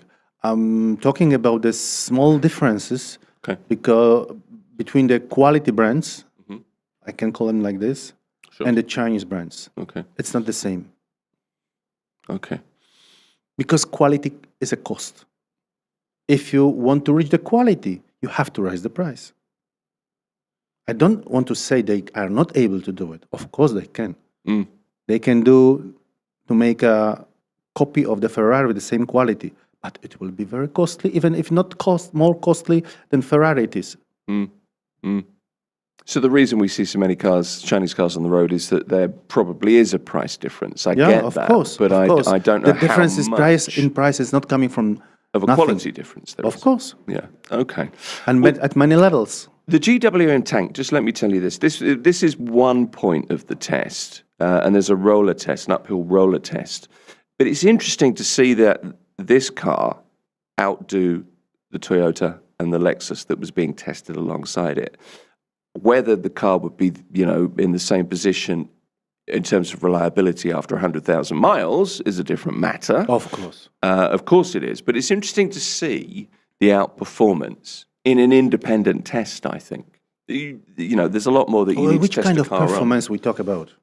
It was a rolling test. It was a rolling uphill. It was the way the momentum of the car was able to take it forward. Remember the test of the Volkswagen Group engines, the diesel engines, when there was a software prepared for testing. During the testing, it was changing the parameters just for testing. And then it was the pollution was higher. So maybe it works the same way. Well, no, this is an independent test done by an independent website. Independent. Yeah, okay. Everything's a conspiracy theory. Not a conspiracy theory. Money talks.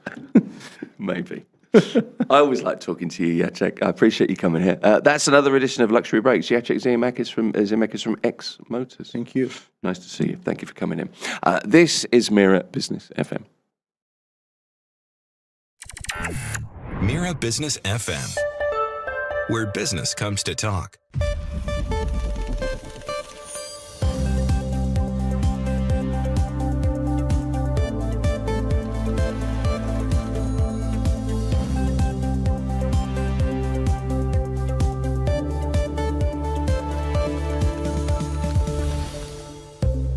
Good morning, it's 11:30 a.m. I'm Sahar Mushtaq and this is the news on Mira Business FM.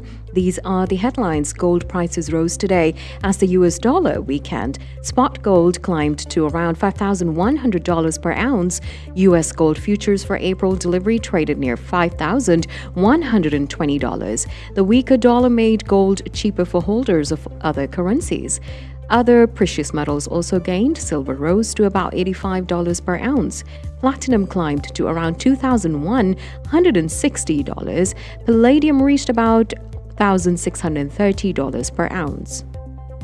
The United States has issued a new 30-day Russia-related general license. It allows countries to buy Russian crude and petroleum products already stranded at sea. The license covers oil loaded on ships by March 12th and lasts until April 11th. Treasury Secretary Scott Bessent said the move aims to stabilize global energy markets. The license does not cover new Russian exports. It is described as temporary and limited. Oil prices fell in Asia trading after the announcement. The U.S. also plans to release 172 million barrels from its strategic petroleum reserve to help lower energy prices.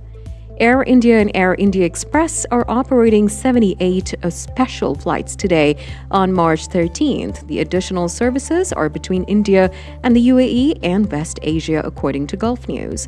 The carriers continue their scheduled services to key destinations, including Jeddah and Muscat. They're also flying multiple non-scheduled flights across the UAE and Saudi Arabia to meet passenger demand. Passengers are advised to check flight status before traveling.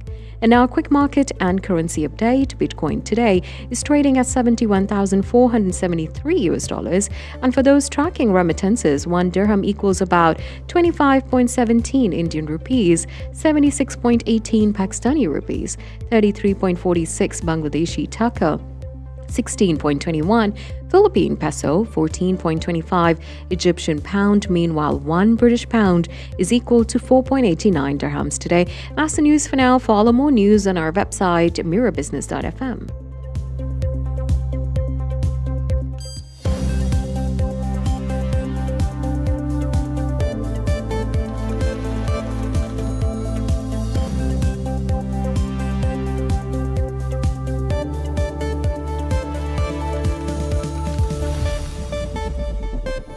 the Morning Drive at Mira Business FM. How the UAE is remaining safe and stable is our next topic. The Middle East once again facing heightened tensions as the conflict involving the United States, Iran and Israel continues to shape the regional security landscape. Yet despite the uncertainty across the region, the UAE remains one of the most stable and secure places to live and work and do business. Now, this morning we're joined by Ayman Goma, who is a global leadership strategist.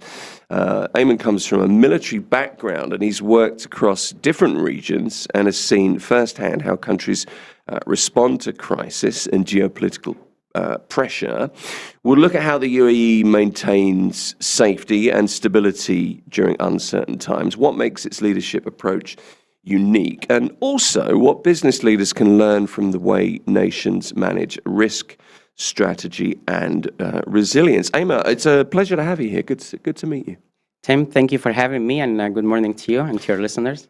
You're very welcome. So, tensions rising in the region due to the US, Iran, and Israel situation.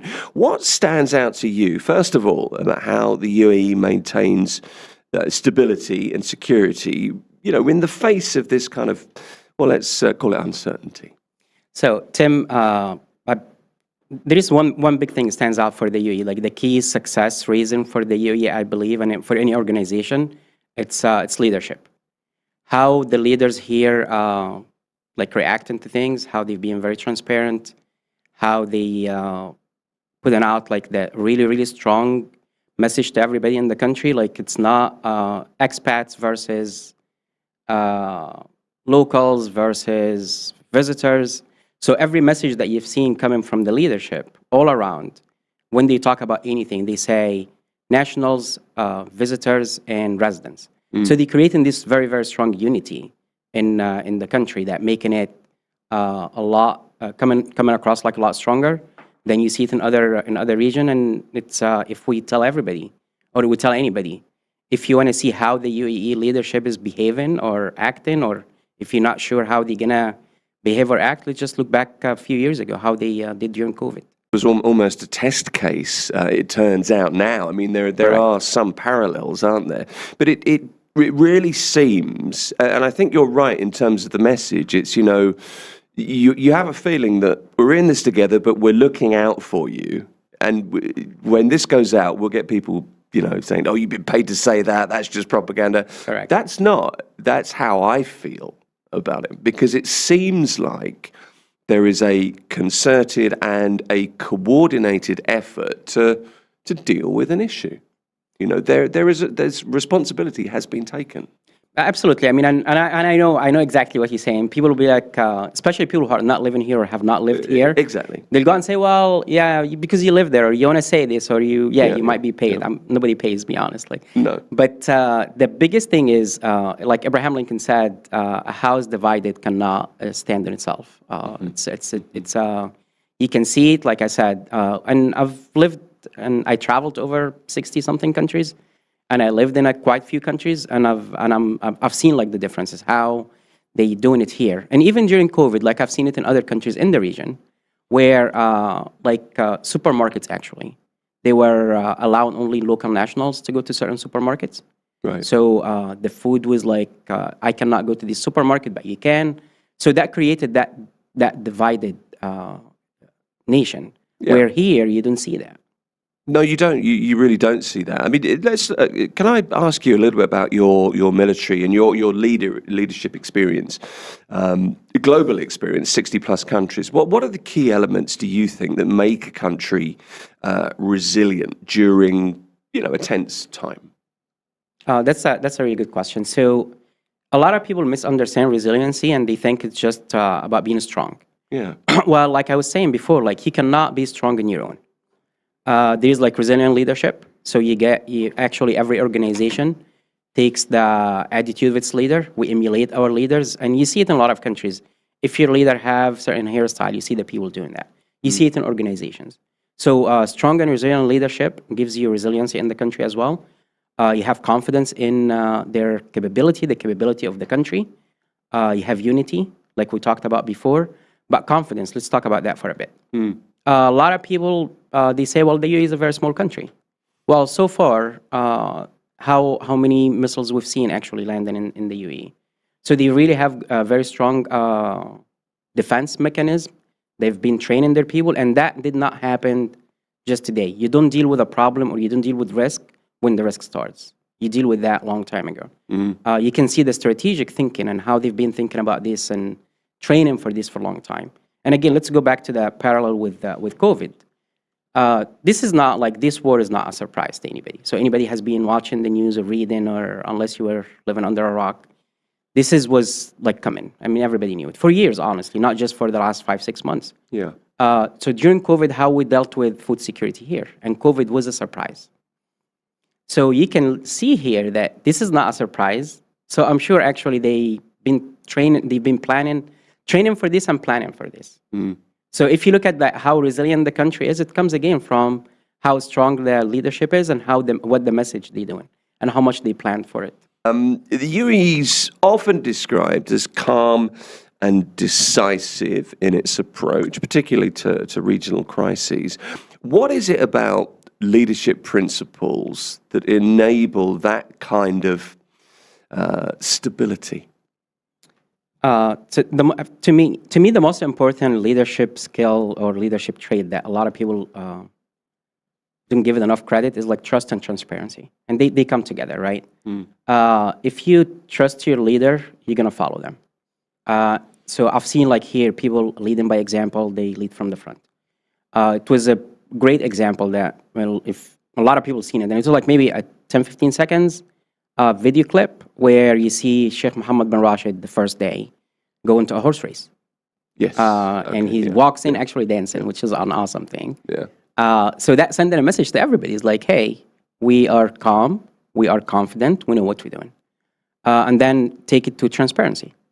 They not, like right now with social media, with everybody's talking to everybody, and if you're not transparent, people are not going to trust you.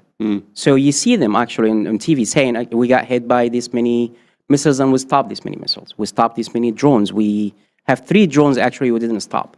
That transparency creates even more trust because people know it. You're not going to hide it. So when you see your leaders doing that, it gives you enough confidence in their leadership style, in their how much they're taking care of you, how much they will pay attention to the country, and they're not leading the country from another country, because we've seen it before, where I've seen it personally actually, in some conflicts, the first day the conflict starts, you see some leaders leave the country. Yeah, for sure. And here we haven't seen that. We've seen them, they stay in here, and I go around by the beach every day at around 4 o'clock, and it's great, and I see people really running and taking pictures, and so that shows you how resilient the country is. I think you're right in so many ways. There's so much confidence that's been inspired by His Highness Sheikh Mohammed bin Rashid at the horse race, or His Highness Sheikh Mohammed bin Zayed in Dubai Mall with the Crown Prince, for example. And you kind of look, and a cynic is a bit like, oh, but then you realize that actually these are people out doing things that we all do. We're all in this together. This is leading from the front, and that's really the point, isn't it?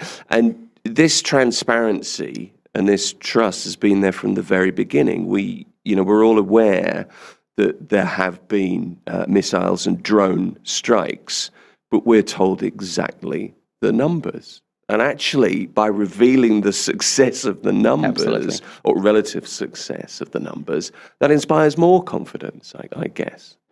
Absolutely. And the other thing too, like I said, with how social media is now and all of these rumors going around, they actually they took the problem and they faced the problem head on.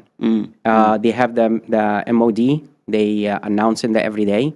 You can follow them on Twitter. You can follow them. I don't use social media.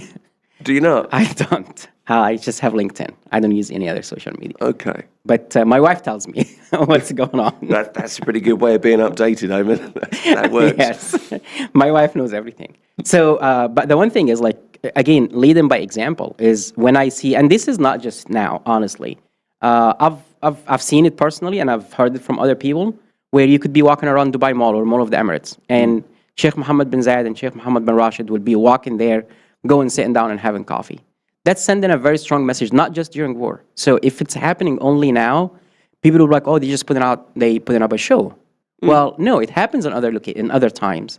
Few years ago, I was in Abu Dhabi going to have a sandwich with somebody, and we're sitting there, and Sheikh Mohammed bin Zayed walks in. Nobody pushed us around. Nobody said, hey, clear the area, do this, do that. No, absolutely not. Coming out of Jumeirah Beach Hotel one time, and I see a car coming in, and the car stops, and Sheikh Mohammed bin Rashid coming out. Yeah, so that shows you actually their people love them, and they trust them, and they trust their people, because you see it in a lot of other countries where if a head of a state walking around, they clear the street. Yeah, it's a very different... they would have cleared the entire Dubai Mall if it was in a different country. Yeah, that's probably true. But I think, again, people may watch this on YouTube and think, oh, no, that's not the case. But it is genuinely the case. I've been at this is many years ago, I was at a noodle restaurant, and Sheikh Mohammed bin Rashid came in, sat down, and just had dinner. It's not unusual. The good thing is, I have a friend of mine, they were having hot chocolate and coffee in one place in Mall of the Emirates, and both Sheikh Mohammed came in, Sheikh Mohammed bin Rashid and Sheikh Mohammed bin Zayed. And then when they left, I guess they paid the bill for everybody there. So if it happens to you, bonus. You might get a free coffee or a free lunch. Is there such a thing as a free lunch? No. No, there isn't now. Look, this does inspire a certain level of confidence. And as you point out, this is leading from the front, which is obviously so important. Internal sentiment here in the UAE remains kind of focused on resilience. How does military-style communication, from your knowledge, being resolute but defensive, help a government maintain that public trust? Being decisive and being transparent. So when there are issues like this, and again, you see like the military, they have a spokesperson, you have a guy in uniform actually that was talking to everybody. So, and the military, one thing about the military is like being precise. Don't talk too much. And make sure that your action actually speaks louder than your words. So when I go and I say, hey, you know what, we took down 300 drones. Show a picture. And they did. Right, okay. So lead, action speaks louder than words. Just make sure that your actions and how you walk, and even when Sheikh Mohammed walking in the mall, Sheikh Hamdan bin Rashid bin Mohammed is the Minister of Defense. He's walking next to him. He's walking in his left. That's a military thing, by the way. So if the person walks on the left is the person who's junior. So they showing the unity. They showing that they send in a very strong message. The structure as well. Yeah, it's not. This did not happen. Where we at now? Like I told you, since the whole conflict started, I didn't change anything of my routine. I still go run. I still go run on the beach. I've seen a few police cars more than I used to see, which is great. They send in a message of, hey, look at you. We are taking care of you. My routine didn't change. This did not happen by accident. Where we at today, it's that the planning and they've been prepared for the last 50 years, honestly. And I'll give you a few examples about the UAE military in a bit, but later in the conversation. I'll come back to you on that then. So, look, the UAE Ministry of Defence has reported almost 100% interception rate. It's a very, very high interception rate during the recent attacks. So, nothing short of remarkable, really. From a leadership perspective, how does a nation, and this relates exactly back to what you've just been talking about, but how do you build that level of kind of quiet readiness? Because we're not aware of it living here. That this kind of level of, what's the word? This perception of a potential reality. So you've got this kind of quiet readiness when daily life is ongoing, but there's this really sophisticated defense shield in the background, always there. But I had no idea of just how effective it was going to be. So for military readiness, it's a catch-22. So it's very hard. I can't. It's OPSEC. It's operational security. Right. Security. So I'm not going to go and say, this is what I have. because then you send in the message to the entire world, this is what you have. So in a war, you cannot be the guy who's just showing all your cards. Sure. And at the same time, you want to send that confidence in the message to the people who are ready and who are prepared. So one thing I didn't tell you, like when I was in the military, so I was in retired U.S. military, 21 years. And one of the jobs I had, I actually did an assignment here in the UAE. Okay. So I worked in the defense attaché in the U.S. Embassy in Abu Dhabi for a couple of years. And I've seen actually the cooperation and the collaboration between the UAE and not just the U.S., the UAE and the U.S., the UAE and France, the UAE and the UK, the UAE and Egypt and India. So they diversified their relationship with everybody. So they got good bits and pieces from one country, the training from another country, and they've been doing this for a long time. And so the story I was going to tell you about the UAE military, first time I've met Emirati military was in Bosnia in 1996, 96. And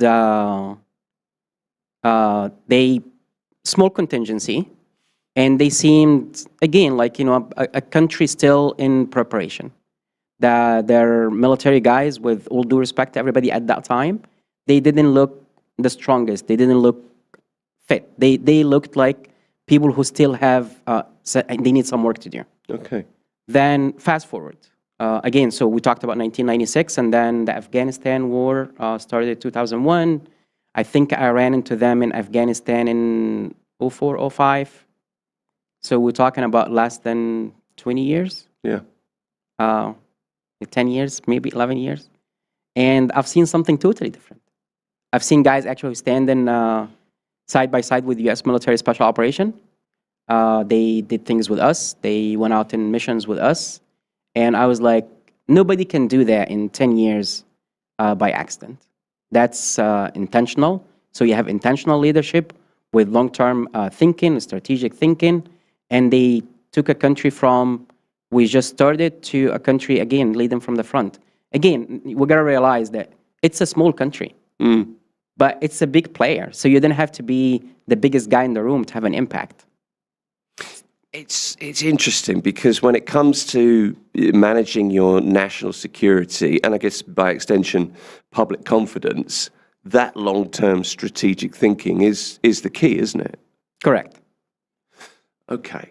I mean, that's an incredibly short time span to go from, okay, we do have a military, to a military that you're describing as being potentially extremely effective. Yes, and the other thing too here, what I've seen personally, they don't shy away from going like, you know what, we know the U.S. military special operation, they're really good at that. We're going to bring some of them to train us. Yeah. We're going to bring some of them even to lead next to us till we learn, till we do right seat, left seat, and then they take the lead. So they are not going and saying, well, no, I know everything and I don't need anybody to help me. And now I've seen it actually. So they learn, like, train the trainer. So they brought people to train their trainers, and they're all of a sudden, they have some people actually bypass their teachers and they've done better than their teachers because they went and they got the training from different countries. They did the training exercises with different countries. And so it's not like a one-time thing, and it doesn't happen overnight. They've been doing that for a long time. And to install the confidence in the military, you see it. And if you have any doubt, I mean, for missiles interception, it's 100%. So they have the right equipment. Yep. They invested in having the right equipment. And what's the most important thing in any equipment? The person who operates the equipment. So it shows that they actually have people who are able to operate this equipment correctly. I mean, it's easy to talk about crisis management, isn't it? But it's so much more difficult to execute successful crisis management. I'm guessing that's something you run up against on occasion.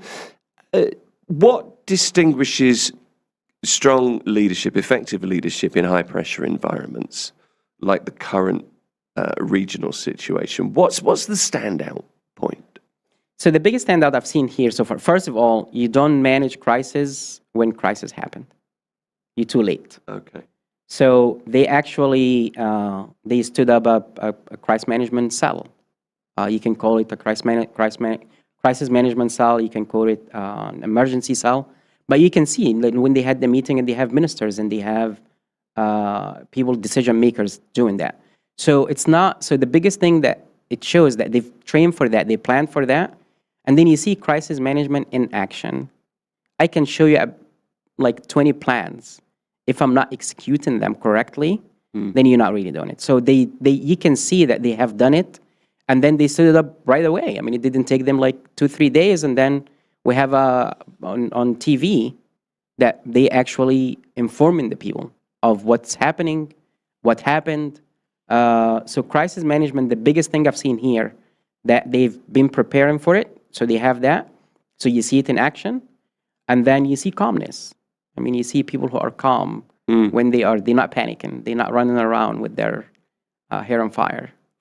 So you see the calmness there. Yeah, that makes sense. You said something earlier, and I thought it was a really interesting point. You know, your experience here of the UAE taking inspiration and ideas and thinking from the US, from France, from the UK, from India, from wherever. And I think there are a lot of people looking in at this region that see a conservative nation, which is true to an extent, but they see there's a feeling that it's a closed place, and I don't see that. I see this as quite an outward-looking, pretty open to new ideas, to new thinking. In that this is a nation that they like, that works. We're going to have a little bit of that. We'll go in this direction, and there's another idea, and that's how I see the nation. Am I? You're absolutely right. I see open-mindedness. They're very open-minded. They are that's not. That's the phrase I was looking for. Open-mindedness. Struggling. So they are not going and saying, and I've seen it. Like I've seen it in other countries, and I've dealt with a lot of. We used to train special operation from different countries. So I've seen it where when you come in here and you telling and that's the spirit of the special operation, by the way. It doesn't go by rank. It doesn't go by color of skin. It doesn't go by anything. It goes by skills and experiences. So I've seen it where you go here and you tell somebody like, hey, this is how you should do this. He's not going and saying, you know what, well, actually, I'm older than you, or I'm higher ranking than you, or this is my country and it's not your country. You don't see that. So that's how you learn. That's how you're very open-minded, and you're very open-minded to bring people from the outside and you take from them and you listen. I've seen a lot of people here are really, really good listeners. Good example for that, the leadership here are good listeners. And I'll give you an anecdote. So it's during Ramadan now. So they have the cannon, and the cannon fires every day, every evening when it's iftar time, when people time to break their fast. Yeah. And they stopped doing that in the last few days because people, when they heard the explosion, some people panicked. And they thought this has something to do with the war. So the leadership, immediately, they were like, this is actually, maybe it's not the right time to do this. Let's stop this. So the leadership listens to, and the people who panicked, by the way, were non-Emiratis. Most likely they were expats because they didn't know what was going on. Well, there was some social media bits of footage about that. So immediately that they realize there is something and they take action. They listen. That's interesting. I've been reading a little bit ahead of having the chance to talk to you. I was reading a little bit about military strategy and the OODA loop, which I'd never heard of before, this Observe, Orient, Decide, Act, and how important that is in military tactics, in military thinking. How's the UAE leadership demonstrated this kind of speed of decision-making to prevent regional instability from paralyzing the domestic economy? Because that's really what we've seen. So again, I think, first of all, I mean, I guarantee you, before any big military operation like this, there are a lot of coordinations within the country itself that they're going to do the attack, and coordination with people who might get impacted, and especially if they are allies. So there've been most likely that have been coordination, not coordination in attacking. So I don't think the UAE or any of the Gulf states actually attacked Iran. I don't think they have attacked them yet, although Iran been attacking them left and right. But most likely there was coordination there. So they observed what's going on. They observed like, hey, the US is talking about this, Israel is doing this, Iran might be doing nuclear weapons. So there's a heightened level of awareness. There is a heightened level. Right. And then for that, they start preparing. And you can see that because as soon as things happened, there were actions taken. So the air defense or the space defense in the country here was ready. So they were not surprised by, hey, you're going to attack me and it's going to take me 2-3 days to do that. So that's the observe and the preparation. And so that's, hopefully that answers your question, but that's kind of like how they went from just an observant to a player in the game. It does answer the question, actually. Rather better than I phrased the question, I feel, as well.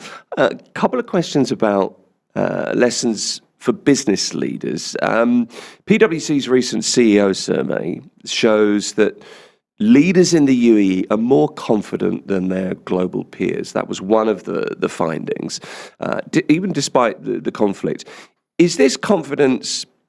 Is it overly optimistic, do you think, or do you think it's the result of this kind of advanced scenario planning that you've advocated for, that you've talked about today? So I think the confidence is coming from a strong ecosystem. Right. You are not, so I know here, if I have an issue with you and I go to court, it will get resolved. Again, we can look at COVID as, like you said earlier, this was like a scenario to what, like crisis, we are actually crisis in action and how we react to it in that. So that strong ecosystem and, like, hey, resilient economy, again, the leadership listens to change things. The IFC is a good example. When people realize, like, which law exactly do we want to follow and how this and how that, they said, okay, let's just set up the IFC and let's have common law and ADGM in Abu Dhabi. It's the same thing. So that strong ecosystem, strong banking system, strong legal system, giving people confidence here. And again, that here, if you're gonna fail, you're not failing alone, so the people help you. And I've seen the unity we talked about earlier, that you see people here actually trying to help each other out. You have, over 160 nationalities living here? So I think that's what New York, the intention of New York was to be, like, long time ago, like, the melting pot. And I like...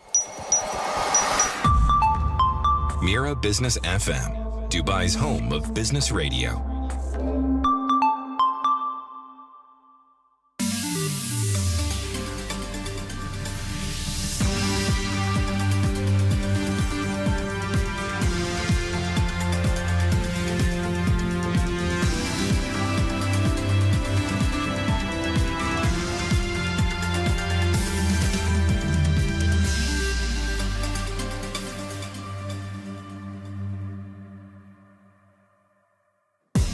Good afternoon. It's 12 p.m. I'm Sahar Mushtaq, and this is the news on Mira Business FM. These are the headlines. The UAE has announced a grace period for expatriate residents whose visas expired while they were outside the country.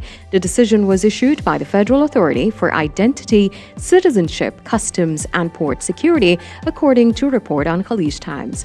It allows residents whose visas expired on or after February 28th to re-enter the UAE without applying for a new entry visa. Authorities say the measure was introduced after airspace closures and travel disruptions left many residents stranded abroad. Affected residents can return to the UAE until March 31st and regularize their residency status after arrival without paying overstay fines. UAE Airlines have released updated flight schedules as operations continue on a reduced scale. Emirates says it is operating limited flights to several destinations as regional airspace gradually reopens. Etihad Airways has also issued a revised timetable currently valid until March 15th, according to Gulf News. Airlines are advising passengers to check their flight status online before heading to the airport. They also warn travelers to be cautious of online scams. Fraudulent social media accounts are posing as airline support teams and asking passengers for personal information. Passengers are urged to rely only on official airline websites and verified accounts for travel updates and assistance. Gold prices rose today as the US dollar weakened, according to Emirates news agency WAM. Spot gold climbed to around $5,100 per ounce. US gold futures for April delivery traded near $5,120. The weaker dollar made gold cheaper for holders of other currencies. Other precious metals also gained. According to the report, silver rose to about $85 per ounce. Platinum climbed to around $2,160. Palladium reached about $1,630 per ounce. The United States has issued a new 30-day Russia-related general license, according to Reuters report today. It allows countries to buy Russian crude and petroleum products already stranded at sea. The license covers oil loaded on ships by March 12th and lasts until April 11th. Treasury Secretary Scott Bessent said the move aims to stabilize global energy markets. The license does not cover new Russian exports. It is described as temporary and limited. Oil prices fell in Asia, trading after the announcement. The U.S. also plans to release 172 million barrels from its strategic petroleum reserve to help lower energy prices. Air India and Air India Express are operating 78 special flights today on March the 13th. The additional services are between India and the UAE and West Asia, according to Gulf News. The carriers continue their scheduled services to key destinations, including Jeddah and Muscat. They're also flying multiple non-scheduled flights across the UAE and Saudi Arabia to meet passenger demand. And now, a quick market and currency update. Bitcoin today is trading at $71,473 and for those tracking remittances, 1 dirham equals about 25.17 Indian rupees, 76.18 Pakistani rupees, 33.46 Bangladeshi taka, 16.21 Philippine peso, 12 or 14.25 Egyptian pound. Meanwhile, 1 British pound is equal to 4.89 dirhams today. That's the news for now. Follow more news on our website, mirabusiness.fm.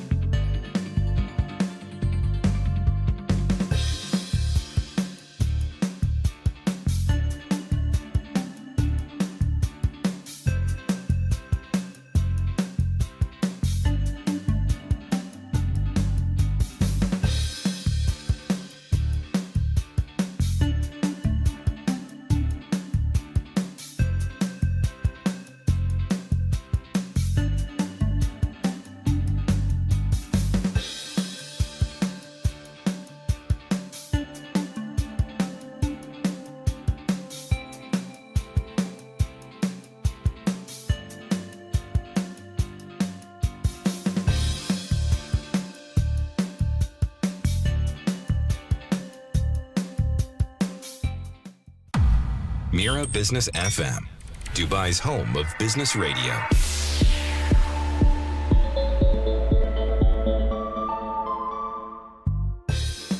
Good afternoon and welcome to Midday Majlis with myself, Sahar Mushtaq, on Mira Business FM, where conversations connect and ideas come alive right at midday. Before we dive into our discussion of the day, remember that you can catch us live on YouTube, Rumble, Facebook, and of course, Telegram. Our podcast is available on all your favorite platforms, anytime, anywhere.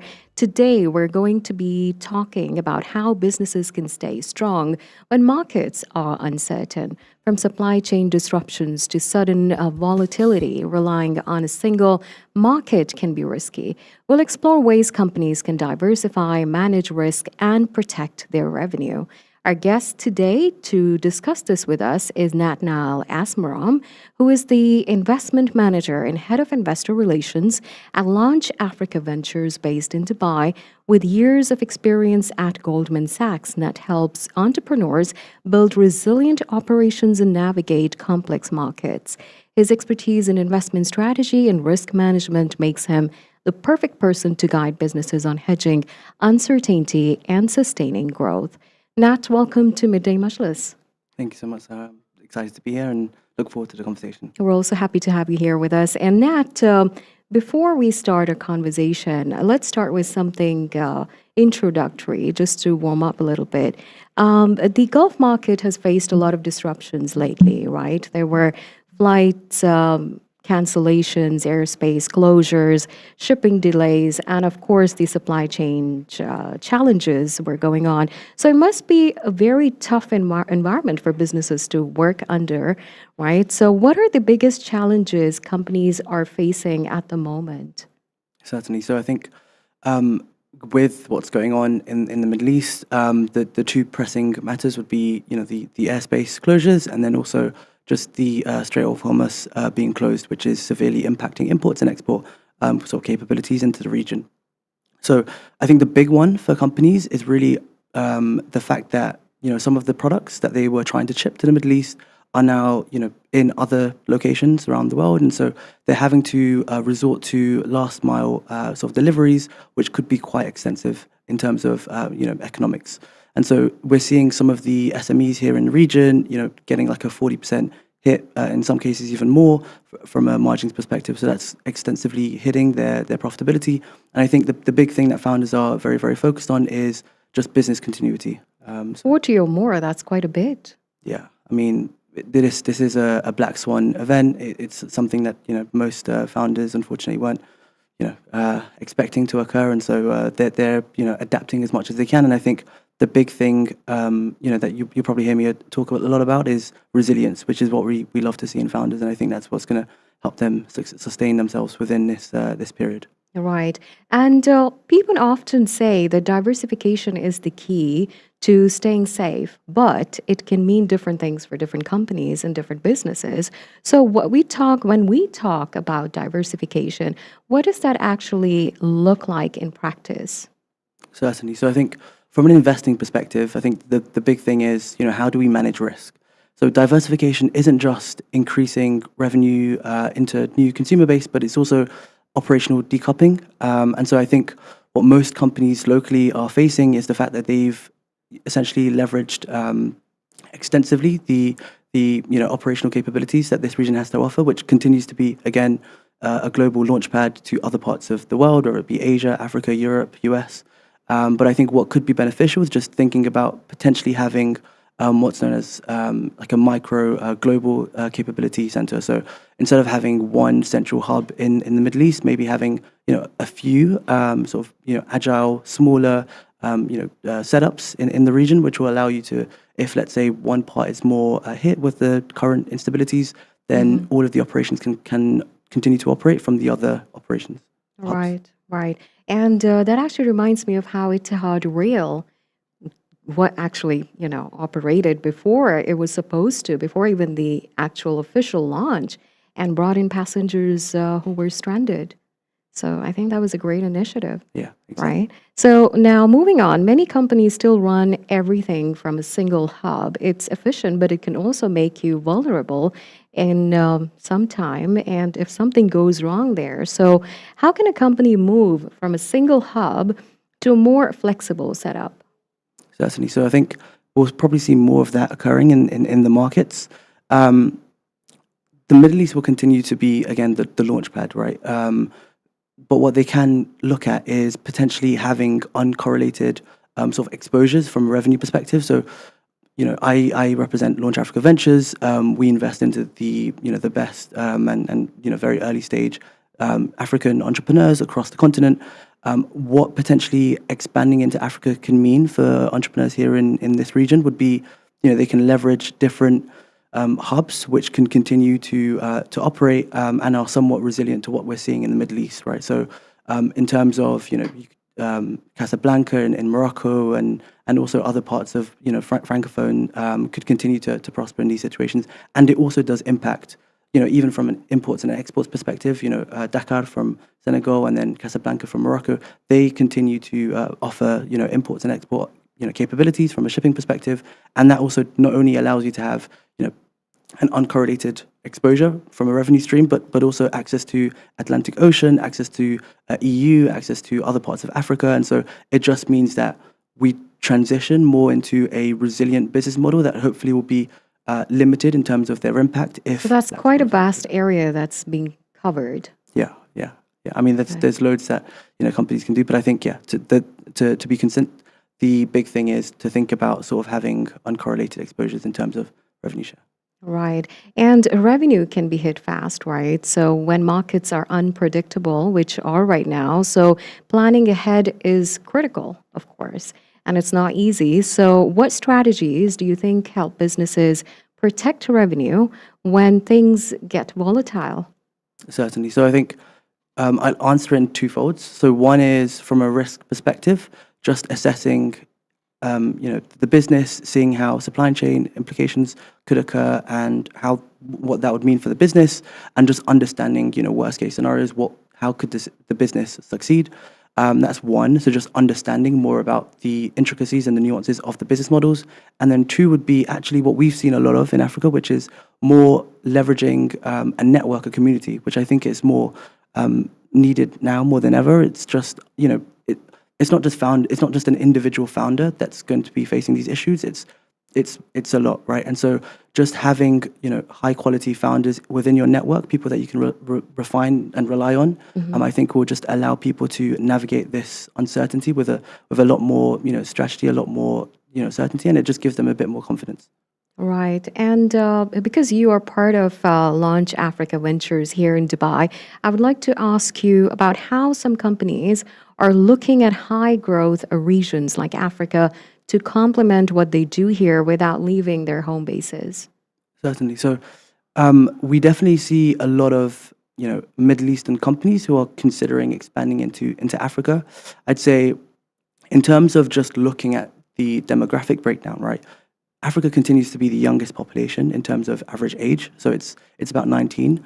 So the Middle East and Africa group could be quite young in terms of future talent acquisition for companies as they think about this in the long term. And by 2050, about 1 in 4 people will be based in the continent of Africa, right? So Africa with the Middle East population is actually around the 2 billion mark, which is like 25% of the world's population. So tapping into that space could mean that you then have a lot more employees, you have a lot more consumer expansion ideas, things to that extent. Lastly, just from a GDP growth perspective, we're seeing 11 of the 20 most fastest growing countries being actually in the continent of Africa. So having exposure in Africa just allows you to capitalize on that growth that we're seeing in the continent. Again, it's Africa has its own sort of risks, and so as we talk about expansions, we obviously have to think about risk mitigation and risk management, but just thinking more broadly around the opportunities that Africa has to offer to, I think, local entrepreneurs will help them a lot in terms of future growth, future scale ideas, but then also capitalizing on some of the big macro things that we're seeing in the continent of Africa.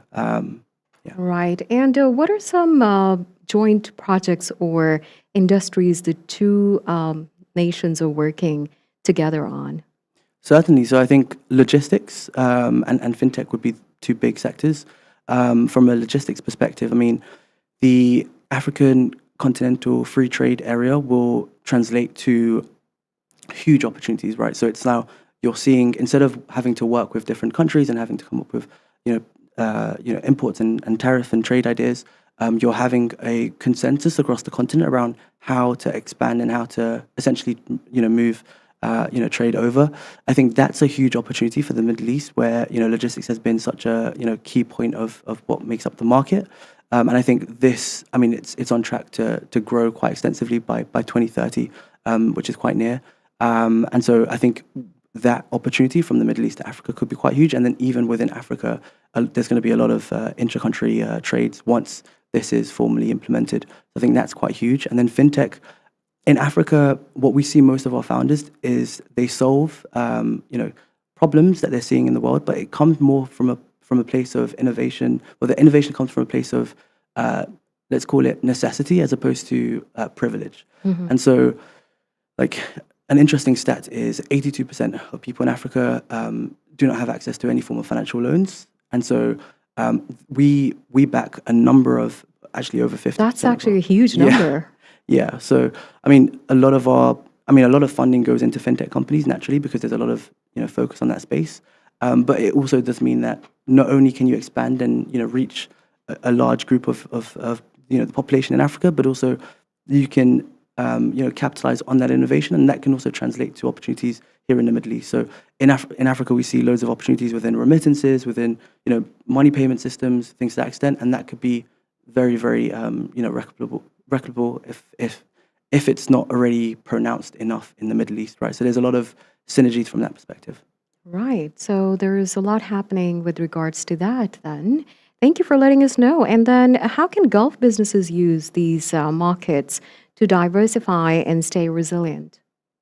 Certainly. So I think with regards to talent acquisition, not only do you have a large population and a growing population in Africa, you also have relatively low payrolls. So to give you an example, if you take two hubs, we can say Lagos and Cairo, even if you doubled salary, like good quality, high talent in those spaces, you're still getting a 70% cut on payrolls than if you were to hire someone here in Dubai or even someone in Europe. Mm-hmm. And so I think it's not necessarily replacing people here. That's not the messaging at all. It's more, allowing the organizations to prosper whilst reducing their overheads. And so they can do that by hiring, local talent in Africa at very, affordable rates. And I think that could be quite extensive for, growth trajectories for companies here. And lately, there are a lot of people from Africa who are relocating to the Middle East for jobs. Yeah, certainly. So I think, and it's broader than just Africa. I think the appeal for the Middle East continues to maintain its image. And attract workers from all around the world, of course. Exactly. And it's not just, it's not just founders that we're seeing relocate, it's also companies, right? So one thing we do from a risk perspective is we like to back companies where their IP is based outside of the continent of Africa, just to control from a currency risk perspective. And so we've seen a number of our portfolio companies actually relocate their IP, their holdco into the Middle East, but continue to have operating entities in Africa. And I would suspect that trend to continue going. So there is a lot of development that we'll see on those lines, right? And even seasoned companies can make mistakes, as we know, when trying to hedge risks. So talking about risks again. So what are the common pitfalls you see businesses fall into? Yeah, it's a good question. I think sometimes when we're in periods of sustained, profitability, we can forget to just take a step back and just reassess the business models more holistically.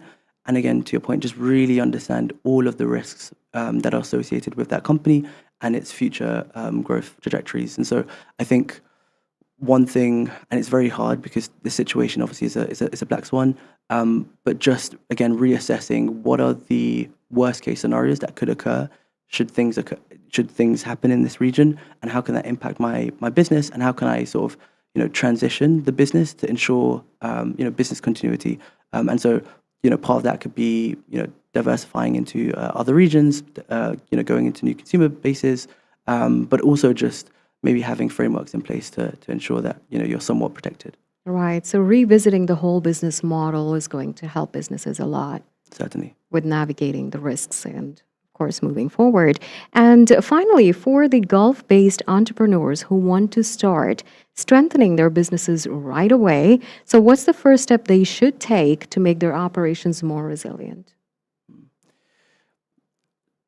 So beyond just what we just spoke about, I think what would be beneficial is not only speaking to other entrepreneurs and speaking to other founders, but maybe even speaking to investors who are also in this situation, and then also just being aware of what's going on. I think is going to be the differentiating factor. So understanding what's going on in the markets, understanding what's going on with the region, and adapting as well as they can do, I think would be beneficial, and just ensuring that the community that they have within themselves, so whether it's founders, investors, other policymakers, whatever it may be, just ensuring that they continue to have transparent, candid conversations, which allows them to understand what the trajectory for their companies are. I'm a firm believer that the Middle East will continue to be a global launchpad, not just for Africa, but also for Asia and the broader global markets. And I don't think there will be a transition or anything away from the Middle East. I think it will continue to have its image. All right. Well, thank you so much, Nat, for joining us today and for sharing these practical insights. They were really valuable. And I think it was very diversified information as well that we've got from you today. Thank you again for joining us. Thank you, Sarah. And thank you to our listeners for tuning in. Stay resilient and stay prepared. Stay safe. And thank you for joining us once again. We're Mira Business FM, and we'll be back with more nice conversations for you here on Midday Majlis. Stay tuned. Mira Business FM, where business comes to talk.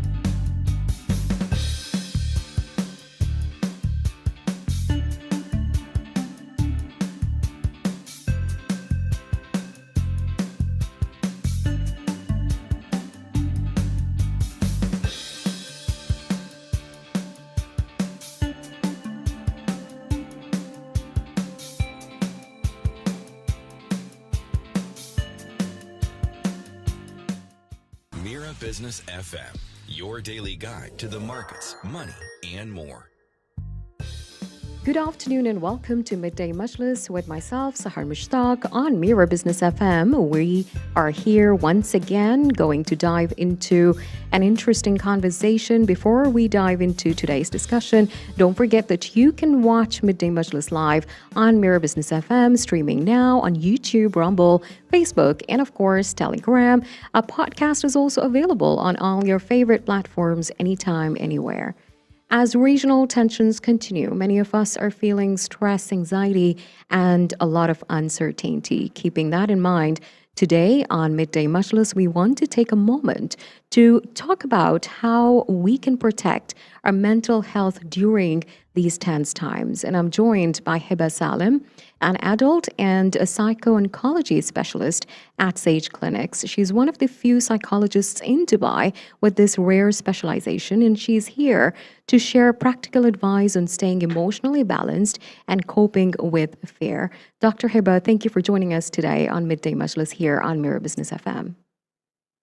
Thank you for having me. Thank you so much for having me and for highlighting this important aspect of how we're coping with these difficult times. Right. And this is certainly a very important topic to discuss. And to start, why do situations like these, even when we're physically safe, trigger so much anxiety for many people? One, it's primarily starts with the notion of uncertainty, predictability, breaks in our routine, everything that feels like it stabilizes us and gives us that sense of comfort and security, starts to feel very uncertain, even as you mentioned, even if we are physically safe, there's a lot that goes beyond that aspect of physical safety, right? And if we think about like Maslow's hierarchy of needs, right, it's yes, physical safety is at the bottom of that, but then everything else in such situations gets sort of shaken up. And so we start to worry about these things, right? Again, even it goes beyond just the physical safety. Sometimes it's as simple as, will I run out of diapers for my baby, right? And that comes back to that basic need. So it's the uncertainty, it's the disruption of routine, it's the disruption of stability. All of these things tend to impact how we perceive these situations and how we respond to them. Right. So it's those small details that make our anxiety go bigger. You're actually right about that. And that makes a lot of sense. And what are some of the most common emotional reactions people notice in themselves or their loved ones during periods of regional tension? So it could be across multiple things. And I think it's very important for us to keep that in mind because sometimes we tend to focus on when we think about stress and anxiety or just uncommon responses, right? We Right. typically tend to focus on these buzz terms, but we tend to overlook a lot of the things or a lot of the signs and symptoms that we are under a lot of stress and we are struggling in a certain way. We want to think of things from an emotional perspective, from a cognitive perspective, from a physical perspective, right? So physically, very easy to start looking at these things, often overlooked disruptions in sleep, disruptions in appetite. Um, we want to also think about any physiological pains, right? An increase in headaches. We're carrying a lot of stress and tension in our shoulders. So if you notice pains and fatigue in our body, in our mind, mentally, etc., these are good telltale signs for us, right? So from a physiological perspective, it's good for us to keep in mind the body as a good place to start. Physically, how are we noticing things Mm-hmm. for ourselves and for the people around us? Then we need to think about the cognitive, right? If we notice ourselves having difficulty focusing, if we notice ourselves struggling to remember things, if we notice ourselves becoming more forgetful, etc., these are also good telltale signs that we're dealing with a lot of stress and we are going through a lot of, carrying a lot of that weight. And then we Right. have the emotional signs, right? If we're snappy, if we're more tearful, if we're more reactive, if we're getting angrier more, if we're feeling like we don't have the ability or the willingness to get up and to do things, if we're feeling very, very heavy, right? And all of these reactions, it's very important for us to keep in mind, are normal and very, very expected reactions for us to have, right? So we're not fearing these reactions, but we are using these reactions and these signs and symptoms as a good way, as a good indicator for us to say, we need to take care of ourselves. Just because these are normal doesn't mean we need to ignore them. These are good signs and these are good warning red flags for us to say, I need to stop. I need to take care of myself in a better way, right? Because these are natural and normal responses, but it still does mean that we need to give them our attention and our care. Right. So actually, mental health affects our physical health so much. And you're saying that these are the signs to look for and then Yes. accordingly manage. So, and when we are constantly bombarded with news updates, how can listeners manage this constant exposure without feeling overwhelmed? Great, great question. A lot of the times, one of the suggestions we do have are social media breaks, right? News breaks, giving yourself like dedicated times to check updates, to check resources. That's one. Two, where are we getting our information from? A lot of us are probably in a lot of WhatsApp groups. A lot of us are probably getting information from social media, Instagram, Twitter, X, etc., etc. So following verified accounts, following official channels that the UAE recommends is very important. We don't want to follow channels that may be spreading false information because that does tend to create more chaos, Yeah, more and there are anxiety, too more many panic out for us. there. So it's just about us choosing the right platforms to look into for the right information. And A we are hundred percent, reminding that to our audience as well all the time. a hundred And percent. yes, that's very important. And then also being able to give ourselves these social media breaks, right? It does feel like we do want to stay connected a lot. It does feel like it helps us stay grounded. But in reality, sometimes we don't notice that it's actually causing us more burnout and more overwhelm. And part of what actually does ground us is coming back to a bit of sense of routine, normalcy, connecting with family, going out for a walk, a bit of that physical activity, doing things that help us stay grounded and connected, taking a good shower or a good bath, having a good meal, talking to a friend or a loved one. These are important things for us to keep in mind. So, although we do get that sense of stability and security from getting these updates, sometimes it does tend to be a false sense of stability and security. And it's important for us to actually notice how we feel after that because it can deplete us significantly. And yes, we're getting that information, but it does also overwhelm us a lot. So, maybe sometimes using platforms, I suggest using platforms like AI platforms like ChatGPT or Manus or Claude to be able to say, summarize everything from Khalij Times for me, or summarize all the recommendations from NCEMA. So telling these platforms like updates me, provide me updates from the official UAE channels every 3 hours, for example, is a good way to do it rather than being consistently on alert and reading the news consistently and doom scrolling. Right. Yeah, that makes a lot of sense.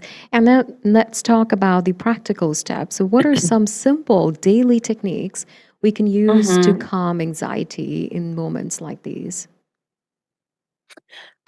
So it's good for us to try to be very focused on the mindfulness aspect of things, to try to first and foremost, as we said, set media boundaries, right? Specific times to check social media is very important for us rather than becoming completely overwhelmed with that is very important. So boundaries with regards to that, but that also sometimes means setting boundaries with regards to updates to loved ones because sometimes loved ones abroad are getting information that may not reflect the reality on the ground, right? So sometimes being able to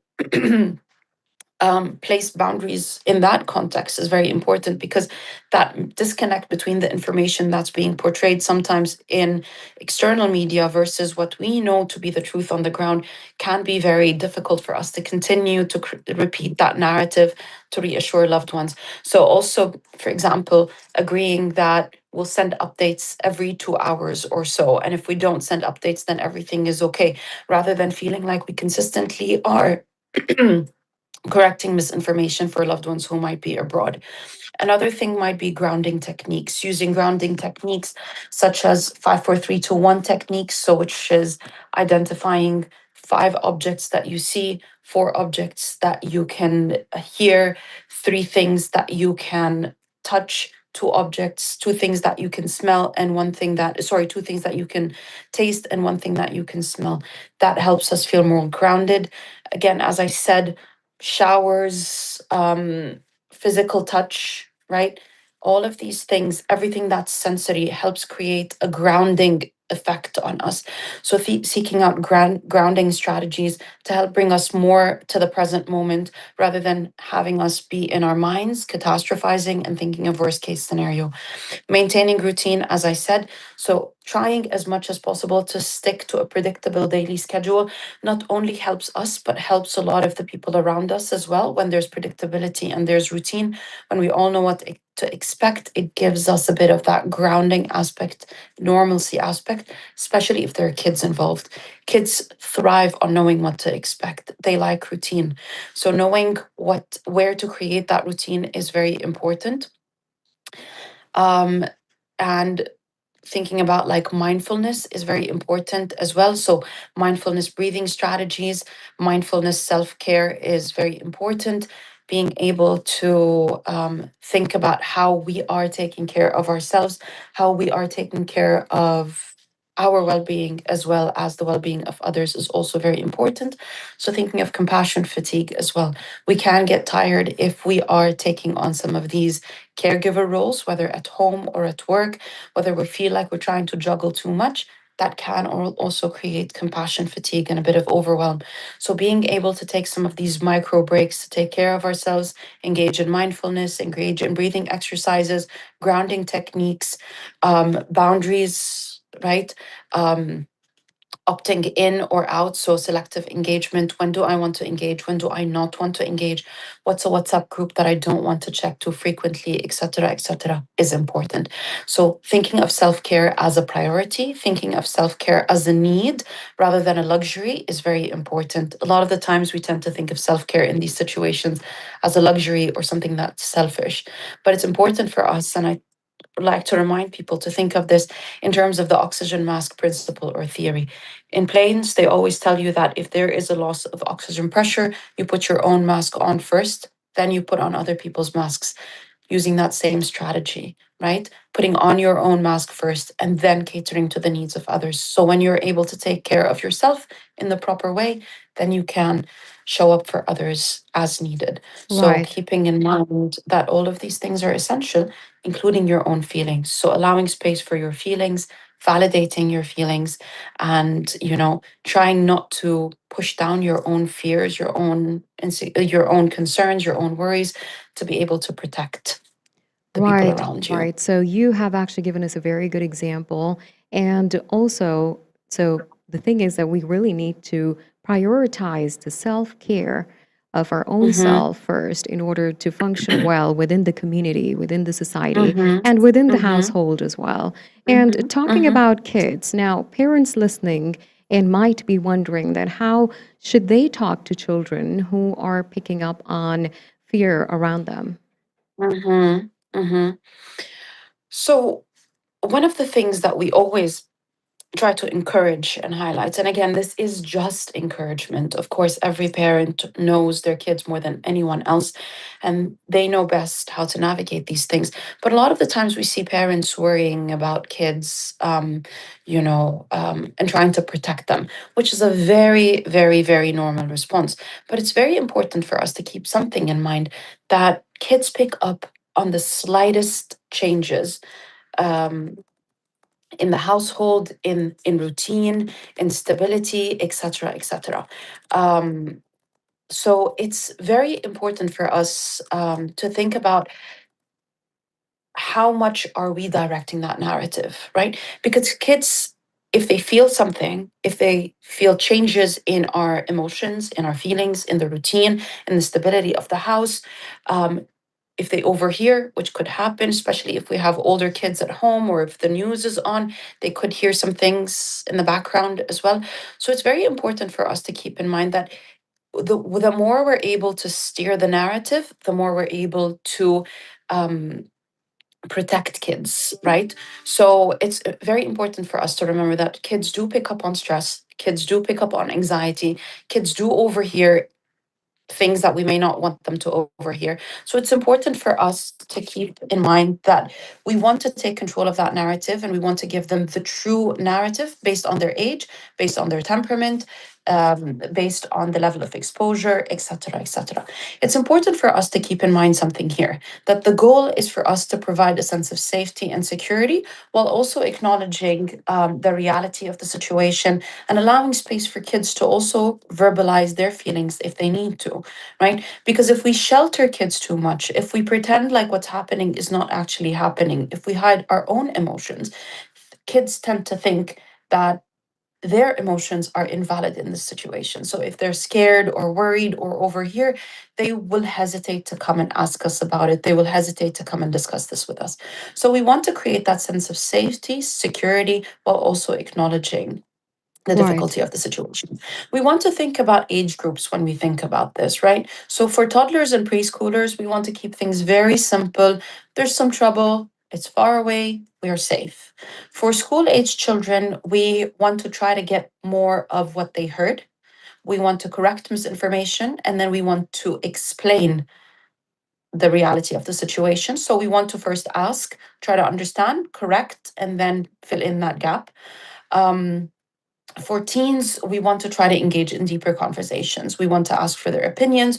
We want to discuss the complexities a bit more.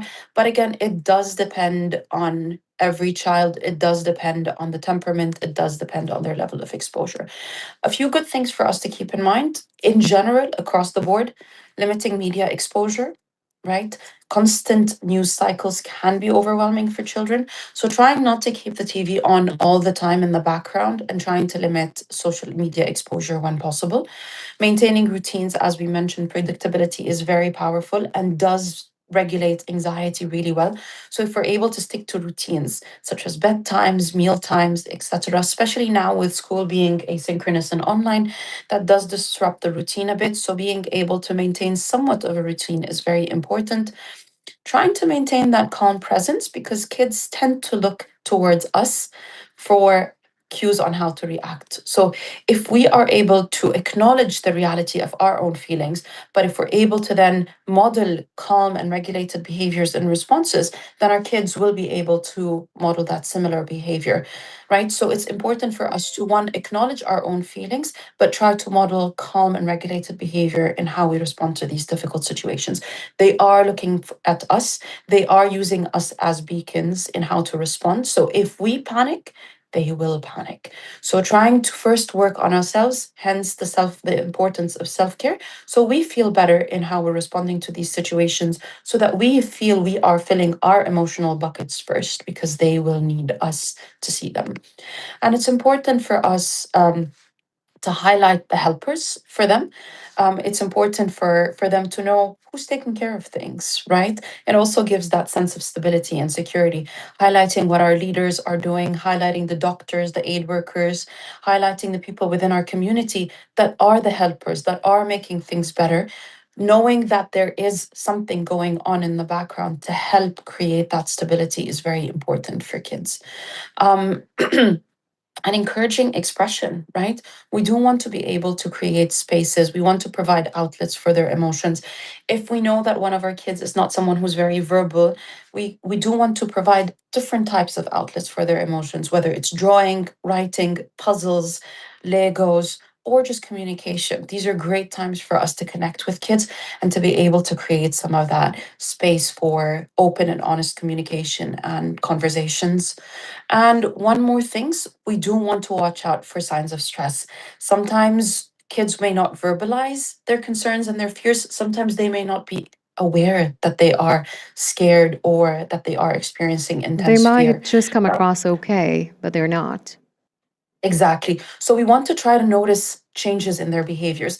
Not the usual changes in their behaviors that we're talked about, but significant changes in their behaviors. Aggressive behavior, withdrawing, intense fears, like bedwetting in a child who had stopped bedwetting for a while, but a recurrence of bedwetting or return to bedwetting. Significant withdrawal, intense fears, panic attacks. We want to look out for these things. So watch out for signs of stress. If a child is telling us that their stomach is hurting all the time, their head hurts all the time. So these are signs we want to look out for and try to address. Right. Well, that's a very sound advice coming from you, Dr. Hiba, for all the parents out there listening to us. And now, finally, when is it important for someone to seek professional help rather than relying solely on self-care strategies? Yeah, great question. Great question. The thing about mental health is that I always tell people there's really no good time. It's any time you feel, that it would help is a great time to seek it. But a few telltale signs for you to seek it is that if you start noticing that all of these heavy feelings, all of these stressors are starting to impact your ability to take care of yourself and your ability to function the way you'd like, right? So anytime we see an impact to functionality as we'd like it, that's a good time for us to sort of consider maybe I do need to talk to someone, right? Even if you're not feeling that impact to functionality though, and you feel like you really want to process these feelings with someone, you really do want to talk to someone, you want to connect to a professional, it's a great time to do it. So I reiterate, there is no right or wrong time. Anytime you want to is a great time for you to do it. If you have that urge, if you have that thought process, if it comes to mind, go do it.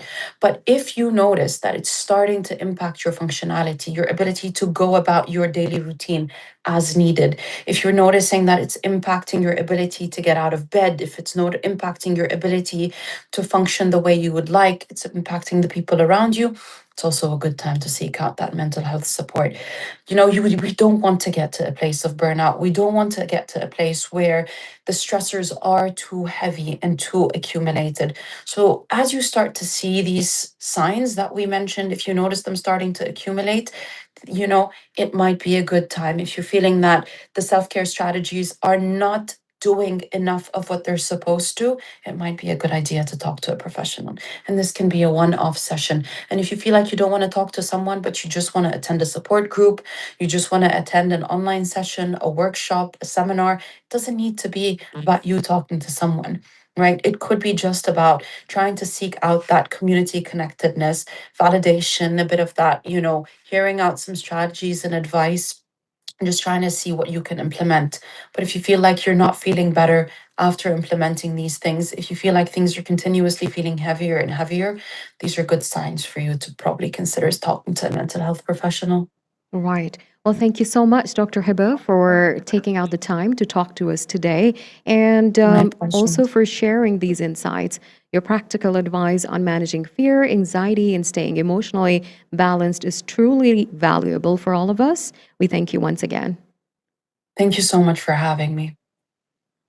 And to everyone who is watching or listening to us, remember, while we can't control everything happening around us, we can control how we respond, how we react, and we can take care of our mental health on our own by, as Dr. Hiba said, by taking care of ourselves, by prioritizing our self-care and mental health, right? So we need to limit overexposure to distressing news, stay connected with loved ones, practice simple daily techniques, and let's be kind to ourselves around this time. Stay calm, stay safe, and keep your mind healthy. This brings us to the end of today's Midday Majlis. I'll be back with more engaging conversations later on. This is Midday Majlis on Mira Business FM.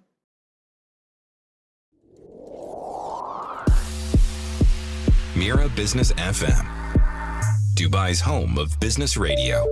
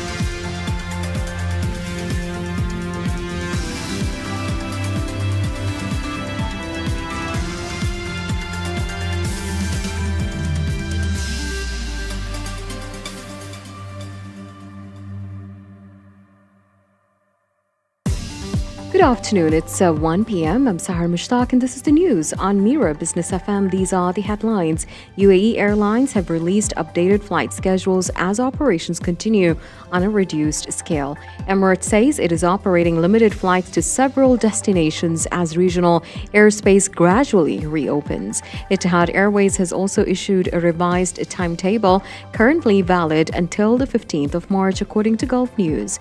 Airlines are advising passengers to check their flight status online before heading to the airport. They also warn travelers to be cautious of online scams. Fraudulent social media accounts are posing as airline support teams and asking passengers for personal information. Passengers are urged to rely only on official airline websites and verified accounts for travel updates and assistance. Gold prices rose today as the US dollar weakened, according to Emirates news agency WAM. Spot gold climbed to around $5,100 per ounce. U.S. gold futures for April delivery traded near $5,120. The weaker dollar made gold cheaper for holders of other currencies. Other precious metals also gained. Silver rose to about $85 per ounce. Platinum climbed to around $2,160. Palladium reached about $1,630 per ounce. The United States has issued a new 30-day Russia-related general license. It allows countries to buy Russia crude and petroleum products already stranded at sea. The license covers oil loaded on ships by March 12th and lasts until April 11th. Treasury Secretary Scott Bessent said the move aims to stabilize global energy markets. The license does not cover new Russian exports. It is described as temporary and limited. Oil prices fell in Asia trading after the announcement. The U.S. also plans to release 172 million barrels from its strategic petroleum reserve to help lower energy prices. Air India and Air India Express are operating 78 special flights today. The additional services are between India and the UAE and West Asia, according to Gulf News today.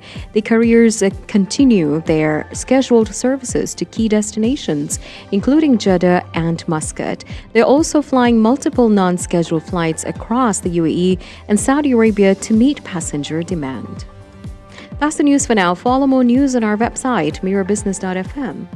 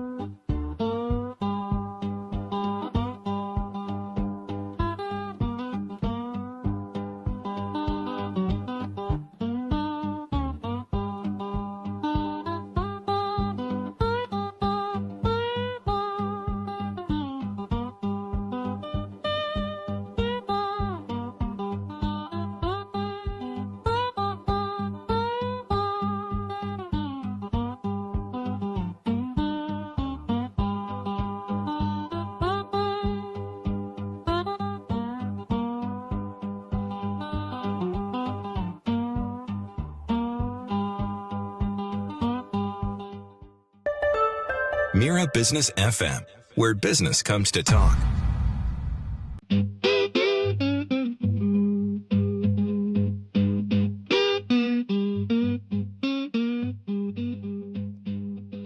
Good afternoon, everyone. This is Crossroads. We are literally at Crossroads. This show is brought to you in collaboration between Mira Business FM and Middlesex University, Dubai. I'm here, Dima Magase, and I am presenting this show with my co-host, David Tully.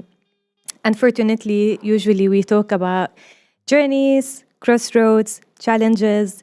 This time, David is not with me in the studio because of the situation that's going on. David is stuck somewhere else, though he's joining us with our guest through Zoom. Hello, David. Can you hear me, Dima? I can hear you very far away. You said we usually talk about journeys, crossroads, dilemmas. That sums up my life over the past week. I think we Yes, tell us what happened. We jinxed ourselves. Like usually we talk about other people's journeys and challenges. Never thought we'll discuss ours. All we wanted was an innocent getaway for a weekend for my wife's birthday, and well, then things happened. So those things have made it difficult to return, and we're working on it. I cannot stand not being in the studio with you. It's terrible. I know that's going to affect the energy and everything that we're going, that we talk about. But, despite the ongoing situation, I think I'm more determined. I can't speak for you, Dima, but I'm more determined than ever to keep going and talking about what matters to us. Because I think the show has never been more timely in that way. No, correct. And you know what, like especially recently in everywhere in social media or whatever, I keep seeing people who are trying to remain positive, which is great, but I think people are over trying in some cases to just to see or like show that everything is going fine. But I think it's fine to normalize if anyone is going through stress or uncertainty. Everyone is experiencing it in their own way.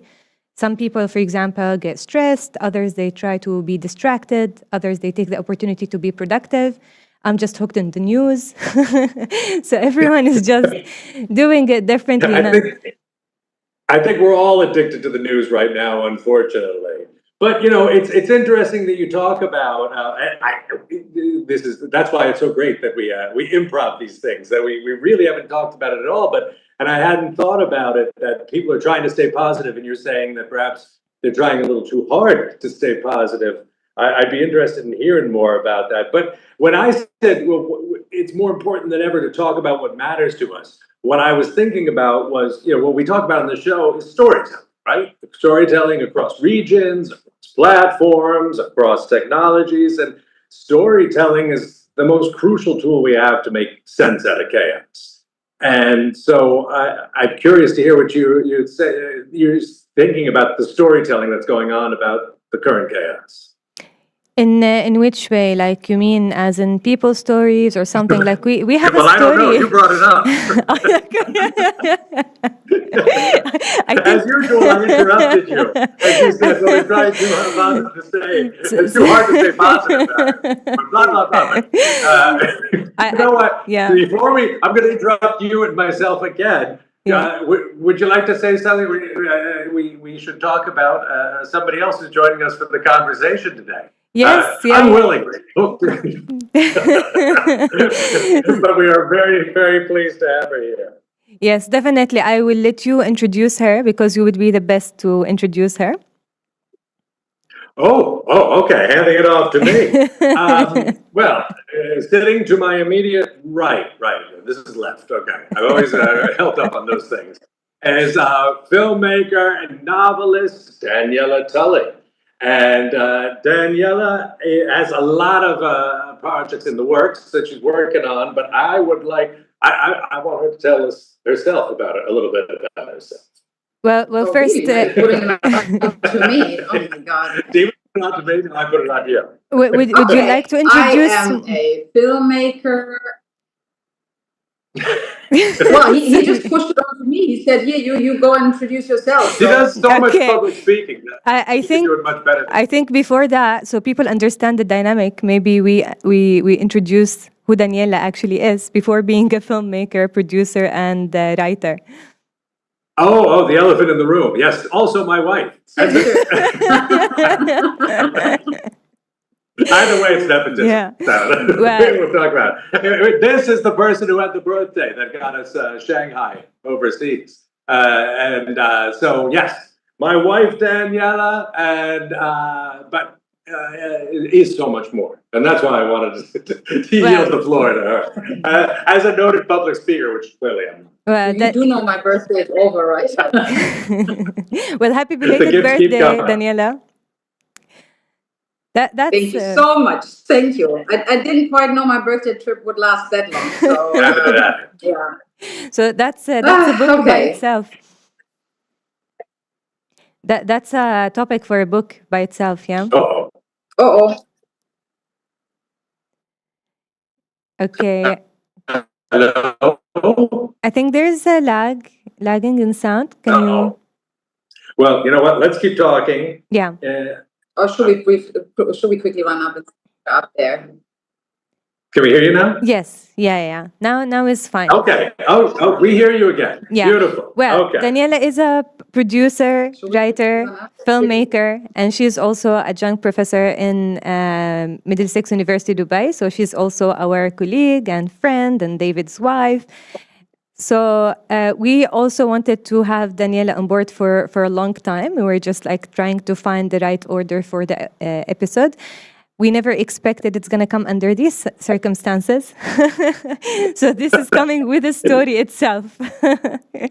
So Daniela, We were building up to a big grand debut, but it was, of course, an early debut. Yeah. But still, it's fantastic to have her on.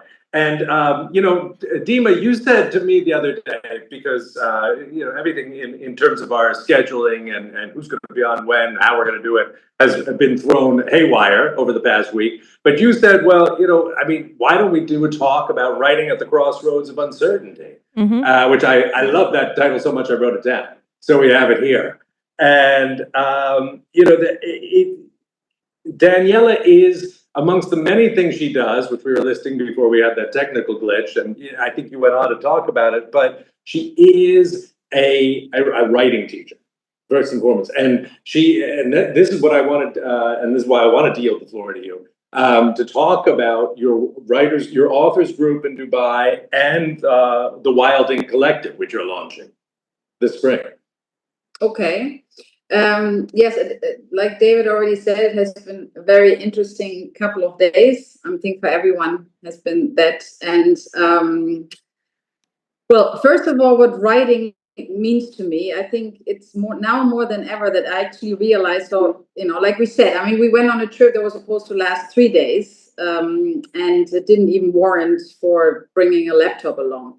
And I realized on day 5 that I really, really missed writing, because right now I'm in the midst of finishing my quite epic Dubai book that takes place between different time zones in Dubai and East Germany. And I actually got myself a little keyboard that connected to my iPhone. And now I've just been using my iPhone to continue with the novel, because as I put it out, it just said writers write. But in addition to that, I really have to say, and I thought about it long, and especially in the beginning of the year, because there is a group of women, we all got together and founded something that's called the Wild Ink Collective. And in that, we planned together, and we had planned for the first one to take place in March, but we had to put that on ice for several reasons, and one, the obvious reason. And we want to get together people on retreats to write, but not just writers who aim to write, but really the focus is more writing with purpose, to really look at everything that writing can be, because writing can be cathartic, writing can be an outlet, writing can be an expression, it can be healing. And I do truly believe that everyone carries a story in themselves. And with AI, and of course, AI now having been much more prominent in the world and much more accessible suddenly for everyone, I mean, people don't even string simple words together anymore on their own. They just leave it to a machine to even do that. And it's more also to put focus on what writing can actually do to you as an individual. And for me, for example, it really helped me because, of course, those past days were very anxiety inducing, and the uncertainties and not being home and seeing from afar what's happening to my home. So it also helped me. It helps a lot. It's both a way to escapism, if you write fiction and if you write nonfiction. I also wrote a very funny article about being stranded in the Seychelles, where everybody was always saying, "Oh, that's not the worst place in the world to being stranded." I always thought there are also way cheaper places to getting stranded. And it's just something, it's really the power also to the writer, not so much for always writing with the aim of getting published and being heard, but also what does writing do to us? So this is where the Wild Ink Collective is coming up, where we do, like I said, those writers retreats in very nice settings in a farm, actually, in Al Ain, surrounded by greenery and far away from the urban sprawl of Dubai. And did I digest what was the original question that you came? Oh, you did. I said, tell us about what you're doing. And now that you mentioned that also you were writing to process the feelings you had in those 5 days, but also when we keep saying writing, journaling, whatever, like we understand that it's a healing process, but also it takes a bit of effort, emotional effort to start writing, right? And for you, especially going through that situation, because also you had to switch locations from one location into another to be more convenient for you until you were able to go back home. And you have a family with you as well, and you must be concerned about many things. There are ongoing projects, there's work to manage, all these kind of things. Also, as we mentioned at the beginning, that we both are also hooked in news, especially for you is even more because you want to see what's going on back home, right? In the middle of all these feelings and emotions, how did you process that first step to break free from that stress and put that effort into just disconnecting and start writing? Did you delay that multiple times, start procrastinating a bit until you feel better, or you forced yourself into it, or just became naturally because you're anyway a writer?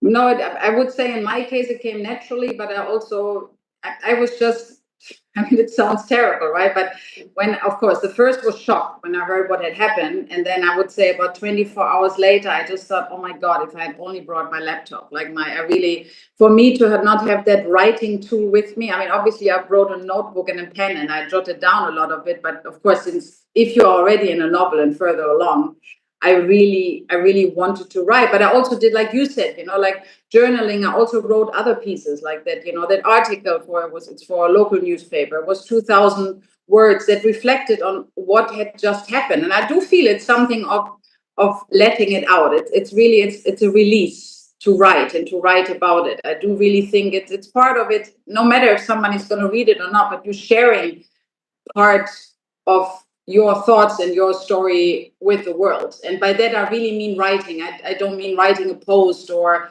even that I think it's nice. I read a lot of really interesting posts of people who were reflecting on Dubai, on what Dubai means, and on how much, because I also realized with what's happening, with what has happened, I realized how much Dubai has has come to mean home.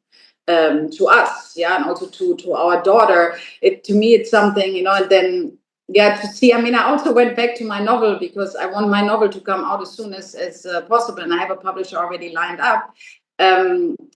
Because Dubai, as we've seen in the media, I mean, it was already there when the flood happened in 2024. But I think it was more of a veiled hatred. But the wave of hatred that I saw online, for Dubai was just really shocking. And also, all the quite vile comments of people and how outsiders look at Dubai. I think that's another one, when you talk about storytelling at the crossroads. I mean, that city has grown on me so much, and I really aim to, and I think with writing, with books, of course, that's the best way to get into someone's mindset and kind of like weasel your way into that mindset. Since I'm not even primarily writing for people in Dubai, but through a good storytelling, they're changing their mind. Because I mean, and this comes from a person.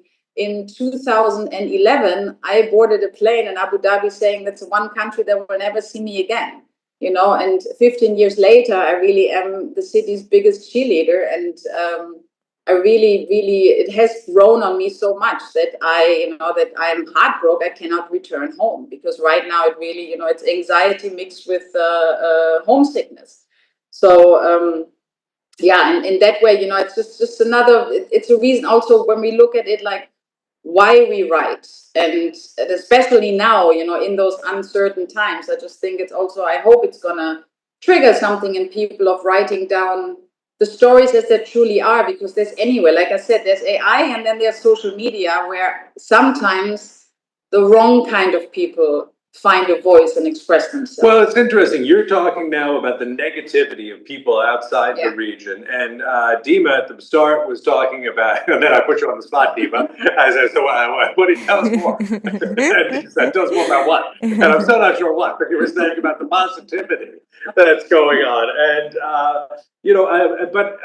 and I want to come back to both of those, the extremes of reaction and perhaps people just far away and up close trying to make sense of it. But you were saying something, Dima, a few minutes ago about trying to get started in a way. How do you, because it's so intense and so personal. And that was making me think also that while I'm here, I'm still teaching. I'm still having meetings with students all day, every day, talking about their projects. And one thing and you said this to me, Dima, too, that you've seen that attendance is better than ever for students, when they had to come online rather than in the classroom. I mean, attendance has always been good, but the students are really showing up, even the ones who sometimes didn't. And they're showing up and asking for meeting after meeting to talk about the writing. They're sending me drafts after drafts of their writing. And they're all telling me that the writing is what's giving them something to focus on, to believe in, and they're writing better than they ever have before. That they're really pouring themselves into it. So I don't know if I was understanding what you were saying correctly. If you were saying that, do people find it hard to start writing under when in such an uncertain time? My experience with my students right now is that it's exactly the opposite, which could be surprising, but maybe isn't. No, this exactly was my my question. Because when you're under stress, when you're under stress and get into actually writing, I think how it's different also how each person is associating it with. If it's like taken as a mission or whatever. But anyway, we answered that. So, in other words, drop the subject. No, I didn't mean that. I didn't mean that. Talk about beating the dead horse, right? At all. But honestly, David, you're missed in the studio. Like I was just talking to Faraj and just like starting the show together and stuff. No, you're really missed. I hope next time you will be here. So much. Yeah, next week, 1 week from today. Hopefully. It'll happen, I believe. All right, we'll see you then. Yeah. Daniela, you mentioned that you're working on a project now. You're working on your book. Can you tell us more about it? Where is that going now? And how are you including the current situation? Yeah, that's actually a good question. Right when it happened, I was thinking, because I was quite close to finishing the novel. And then this happened. And I said, okay, now I have to really go back and address it and work it into the book. And I think what a lot of people actually don't know is that, and this is something where so let me backtrack a little bit. This is actually my third novel that takes place in Dubai. My literary agent often pushed me in the beginning of saying, oh, you really should write something that's set in Dubai. Now, I want to also come back to all of those naysayers about Dubai on social media. They always portray Dubai as if it consists of migrant workers on the one hand and the super rich and billionaires and influencers on the other, and they always leave out the real people. Actually, I mean, the people in the middle, they are also real people. Sorry, influencers, you are real humans. No, but I mean, sorry. Oops. I mean, like a middle class, you know, that's struggling like a middle class anywhere else, and really also where we see if we write good stories, and every good story needs to have a strong conflict and needs to give a floor for readers to identify with. We have to look there, right? And the first two, I got such interesting comments also back from saying what they pretty much wanted, and I was published with one of the big five in America, so they are big publishers, and I was very surprised that they kind of had expected something like Dubai Bling in prose form, and that's not something I can write about. So it was really interesting that they also wanted to have that image answered to, and they didn't want to deviate from it. But now I do feel that Dubai has gained a different knowledge, and that it sort of, you know, it has also, it's no longer, as we often call it, you know, this sort of like bubble somewhere out there. It's no longer that. And what I did, I also found my way into the story through something. I always thought, you know, in the beginning, before all of this has happened, and also before Dubai has changed, because I think Dubai has changed so much, especially in the last 3 to 4 years, I always thought, okay, how can I get that link to the two? Because I like writing historical fiction, so I wanted to have something that was more epic, that was a bit more sweeping. And then I found out, because I interviewed so many Emirati families who opened their door and their hearts really to me, and told me about, you know, because part of my novel takes place in the 70s and the 80s in the United Arab Emirates. And then I came across Operation Desert Shield, which was the first Iraq war, and a lot of soldiers came to Dubai on rest and recreation from Iraq, and also there were quite a lot of military stationed back then in Dubai to work on the food chain for the soldiers. So there was already, for a lot of people, whenever they then thought about that time, the historical time, the historical part of my novel, when I interviewed them, it often that war came up, because everybody lived in fear. Everybody was taping their windows so that no gas bombs and the fumes would get inside the house. And they did also for a while, some of them lived in fear of. So for a lot of them, I think it was triggered again of going back. I talked to them of thinking back about that time, and of course now it happened again, and it happened in this time there truly is an attack. So in that way, it was something where I had to, because so I have 3 different stories. One that takes place in East Germany, starting in 1968. Then I have a second strand that takes place in Dubai in the 70s to 90s. And then I have present time Dubai, where an American couple comes to celebrate their 25th wedding anniversary in Dubai. And of course, that strand I now definitely have to revise and talk about what just happened. And I also immediately talk about it in the prologue. But it was something that, of course, I mean, the recent events that immediately affect the narrative that I had in my novel. But I do think it's even for me to write about that, of course, it feels kind of surreal if you write a historical fiction novel, and now I said part of it next year, where you already play with assumptions, with hope, with what's going to happen in the future, how what now affected it, how is it going to affect it in 1 year. So it feels a bit surreal writing about it right now in that way and shed light on it. But it's also a very interesting process. And again, one, for example, that helped me. I was almost close to with my creative writing students. And by the way, I can attest to the same that David said. I also have to say like that my attendance was great and the writing was great. And I think they definitely also, you know, used it as a healing way to also to write about how it actually felt to be under attack. So it might be too traumatizing for some, but for others it will be very healing to immerse yourself into that situation and write about it, and let it out to confront it.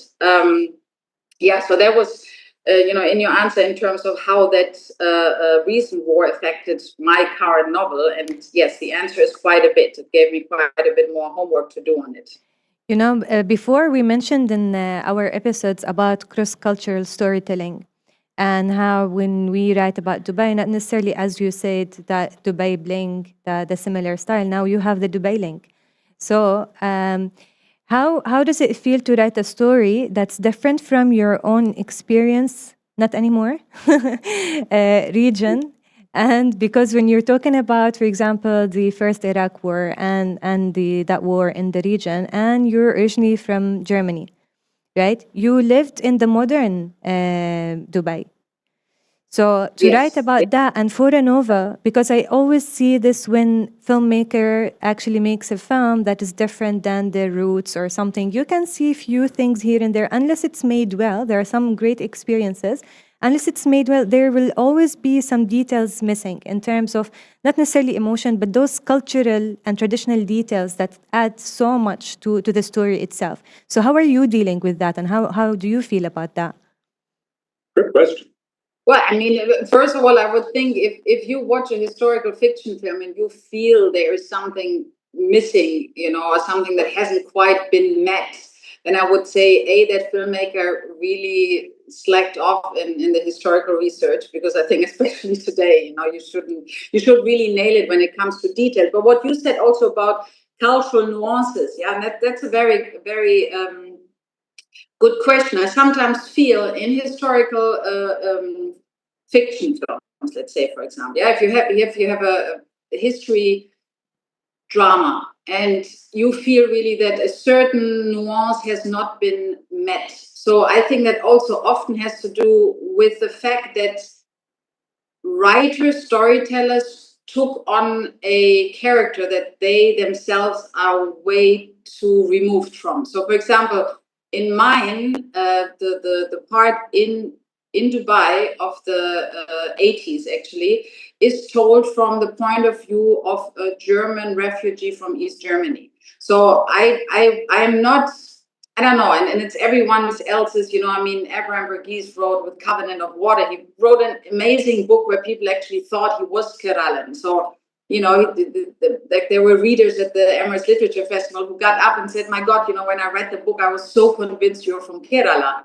But I for once, I would not be brave enough to take on a point of view from someone whose culture I have very limited insight to. And I would say in Dubai, we're much more subjected and much more exposed to, and especially depending on your degree of curiosity. And I'm a very curious person. I ask so many questions, so I want to know so much about them. But if you've not really lived it yourself through those cultures and have not really grown up in with certain cultures and certain religions, I would not be brave enough to put it on. So that's why I also chose a Western person, someone where I also then thought about my mother, who would have been, that age if she had gone through something like that, in order to not, make that mistake. I also spoke to a lot of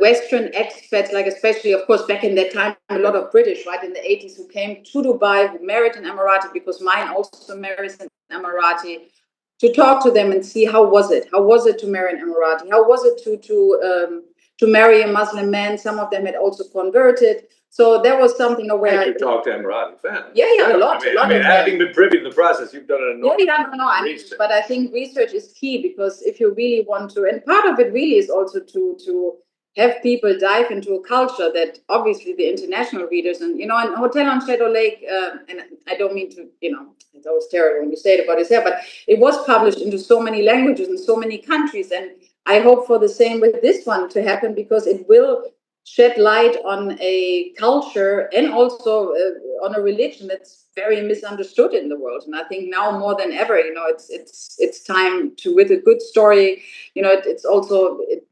No, this one's not really a family epic, but still there's one family that goes through the different generations, of really pulling someone into a story and changing also, someone's mind, and by getting that mind to think in a different direction and outside the box. So one reason I think, though, knowing something about your story, I think that what does work across a wide audience. I know this is going to sound cliche, but a good story well told. And if you know your genre, and if you know your genre rules and your genre traditions, then I think the research will complement that and augment it. But all the research in the world can't save a weak story. And you have a solid mystery thriller with a lot of twists and turns, and people all over the world love a mystery thriller. So that would appeal to a wide audience. It's a genre with a proven track record. Sorry, Tina, you were going to say something. No, I was I going. see you right. I was going to second that, and this reminds me. This reminds me for the episode that we had about authenticity in storytelling. And regardless of where you're from, I think if you care enough, you will find the tools to tell your story authentically. So for Daniela, for example, because you do care to communicate the story properly, you make the effort for the research, connect with people, find all these aspects. And as David said as well, that once you know your genre, what are you aiming for, you will accommodate accordingly. So I think those who made it only 2 dimensions when they're talking about other stories or other cultures, they actually aimed for just one aspect of it. I don't think they cared that much or were aware that much of how authentic they want to be or tell the story that authentically. Yeah, that's true. I think, for instance, Hollywood is littered with well-intentioned social dramas that were made by people who wanted to make a well-intentioned social drama. They couldn't care less what the subject matter was, as long as they got that Oscar. And the audience can sense a phony right away. And so that's what you don't want to do. You want to care passionately about it. And then with things like genre, you want to have the basic craft skills to make all that research and the caring about your characters pay off. Like, for example, I would have never, I like always books with dual narratives and several point of views and several protagonists. But for example, what I meant is I would have never dared to take on, let's say, the point of view of her Emirati mother-in-law, just to tell some chapters from her point of view, because it's too far removed. I would feel I would never do justice to the mindset in an authentic enough way. So I always stay with something where I feel I can do justice to it, if that makes sense. It does. And this is also a wonderful point to point out to everyone that you're listening to The Crossroads at Mira Business FM in collaboration with Middlesex University Dubai. You can find us on all the usual platforms, Apple, Spotify, Amazon, and whatever else is out here, wherever we are. In Sri Lanka.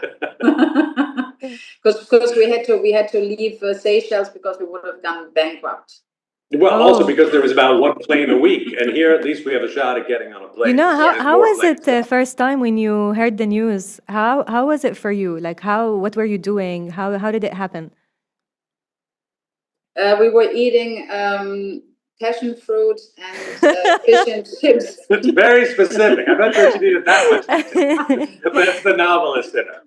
As she'd been into the macaroon, the memories of war flooded back. Yeah, probably that's what I will associate. It was my first impression of the war. Well, it was immediately the feeling of being stuck. I felt a little bit first the feeling of being stuck, and then as I pondered this more, I totally felt like Tom Hanks in Castaway. And then I even made friends with my own little guy, the skink. What did we mean? Sherman and Herman, one with a tail, one the other one without one. I also started remotely talking to a coconut.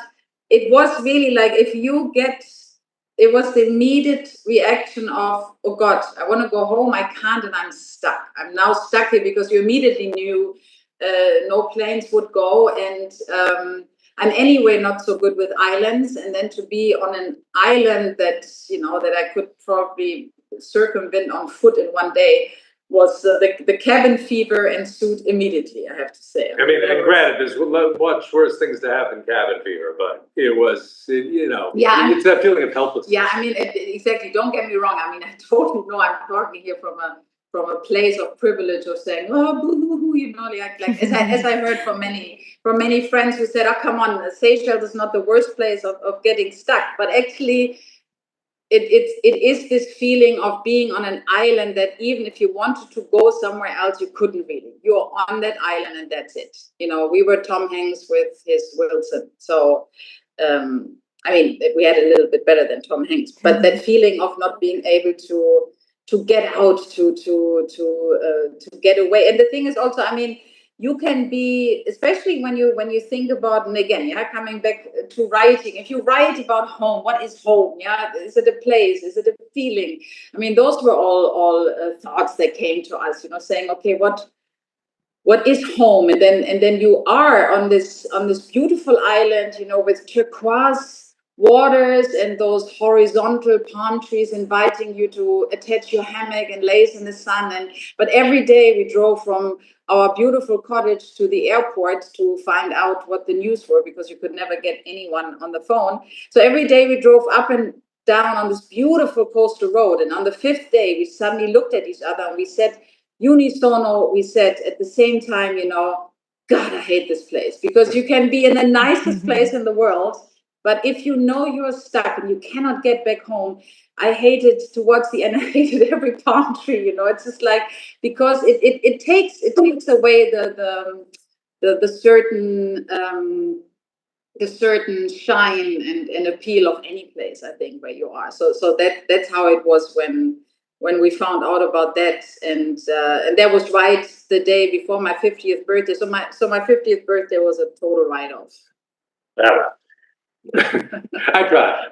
But again, I'm complaining on a. I know I'm really complaining here on a high level from a very privileged perspective. But it's just there is definitely an upside to. There definitely was an upside to being away for that time, and I also understand that Saturday to Sunday was the first night was a quite bad night, and on the other hand, it's also home is home. And this is what I noticed now with this one, that Dubai truly is home. Like there is no, I didn't want to go to Germany, for example. They offered it to me for horrendous amount of money. Yeah, we have to add. But still, I didn't want to go. But one thing that I think is interesting, we're following up this episode immediately on, I mean, not immediately, unfortunately, we had to take a week off unexpectedly, but on Donia's appearance 2 weeks ago with her talking about her memoir.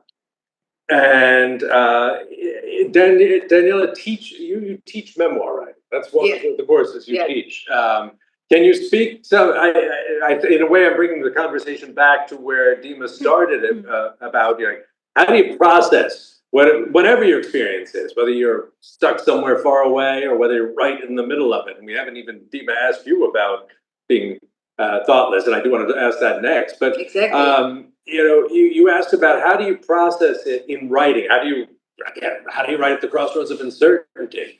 What would you say, Daniela, to your memoir students in the class about this particular experience, or memoir in general?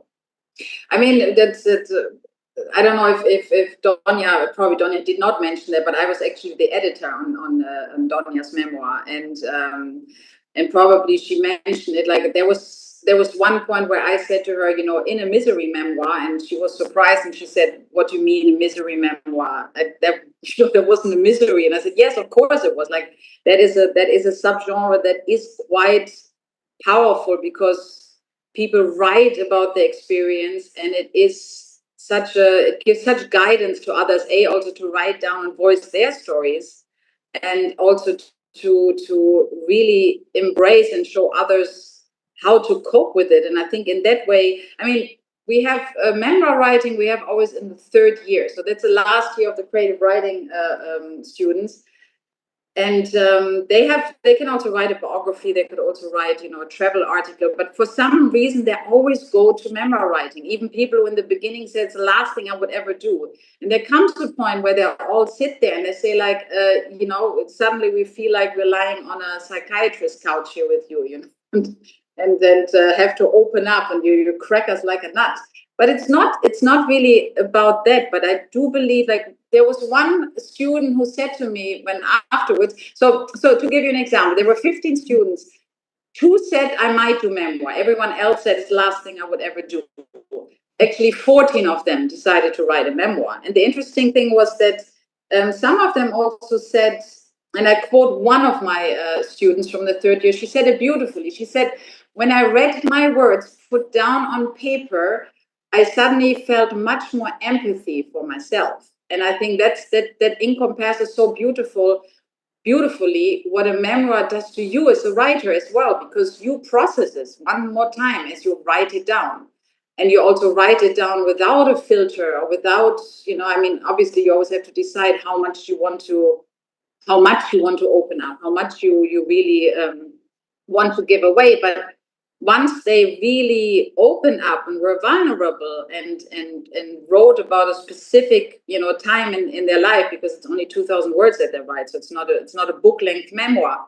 I thought to put it like that, to say, when I saw my words on the page written down, so the fact that they would actually then read it again from their own point of view, with their own eyes, to then say, I felt more empathy towards myself. I thought it was a beautiful way to underline what memoir writing does to you as a writer, regardless of who is on the other end reading it, but also what it does to you as a person writing about it. But I think that's also key and important, because one of the most valuable things in storytelling is that you do create empathy for other people. So if you're telling a story about yourself, well, it's inevitable that making yourself the hero of the story, you're going to create empathy for yourself, which sometimes people have a hard time with.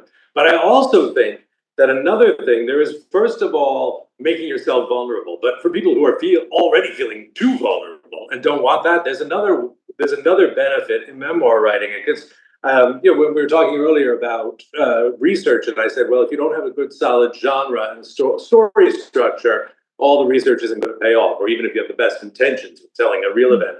And I think that story structure is such an essential tool to human life, because it takes all the chaos of the raw chaos of everyday life and gives it some sort of order, that gives us empathy, that gives us understanding, that reveals meaning. It's not a false meaning. You're not imposing a false structure or a false empathy or false meaning. You're finding it through the very act of storytelling.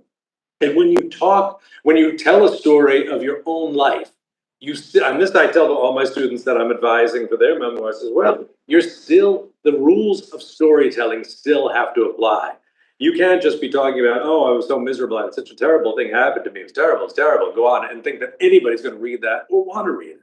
You have to take the reader or the audience on a journey, whether it's fiction or whether it's nonfiction.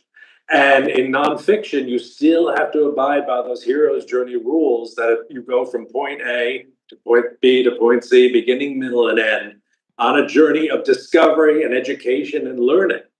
And most of the time, people who write these memoirs, I think what they love, what's revealing and creates that empathy, is that only in the act of telling the story do they discover that what they've learned. They learn it, in a sense, or realize the lesson learned in writing about something terrible. And hopefully some of that will come out of what's going on right now. That's also, coming back to your last episode, that's also what makes Donya's memoir so great.